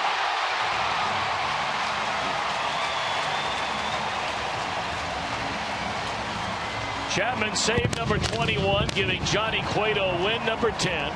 An excellent job by Diaz and Broxton out of the Reds bullpen in front of Aroldis Chapman. And the Reds will go to the All-Star break with a record of 51-44, 7 games over 500, which matches their season high on the year. Playing their best baseball that we've seen them play in quite a long time. And still with injuries, but they just keep right on coming. Cowboy, enjoy the All-Star break, my friend. Do the same, Pop. Chapman fans aside. Alvarez, Mercer, and Sanchez. Reds win 6-3.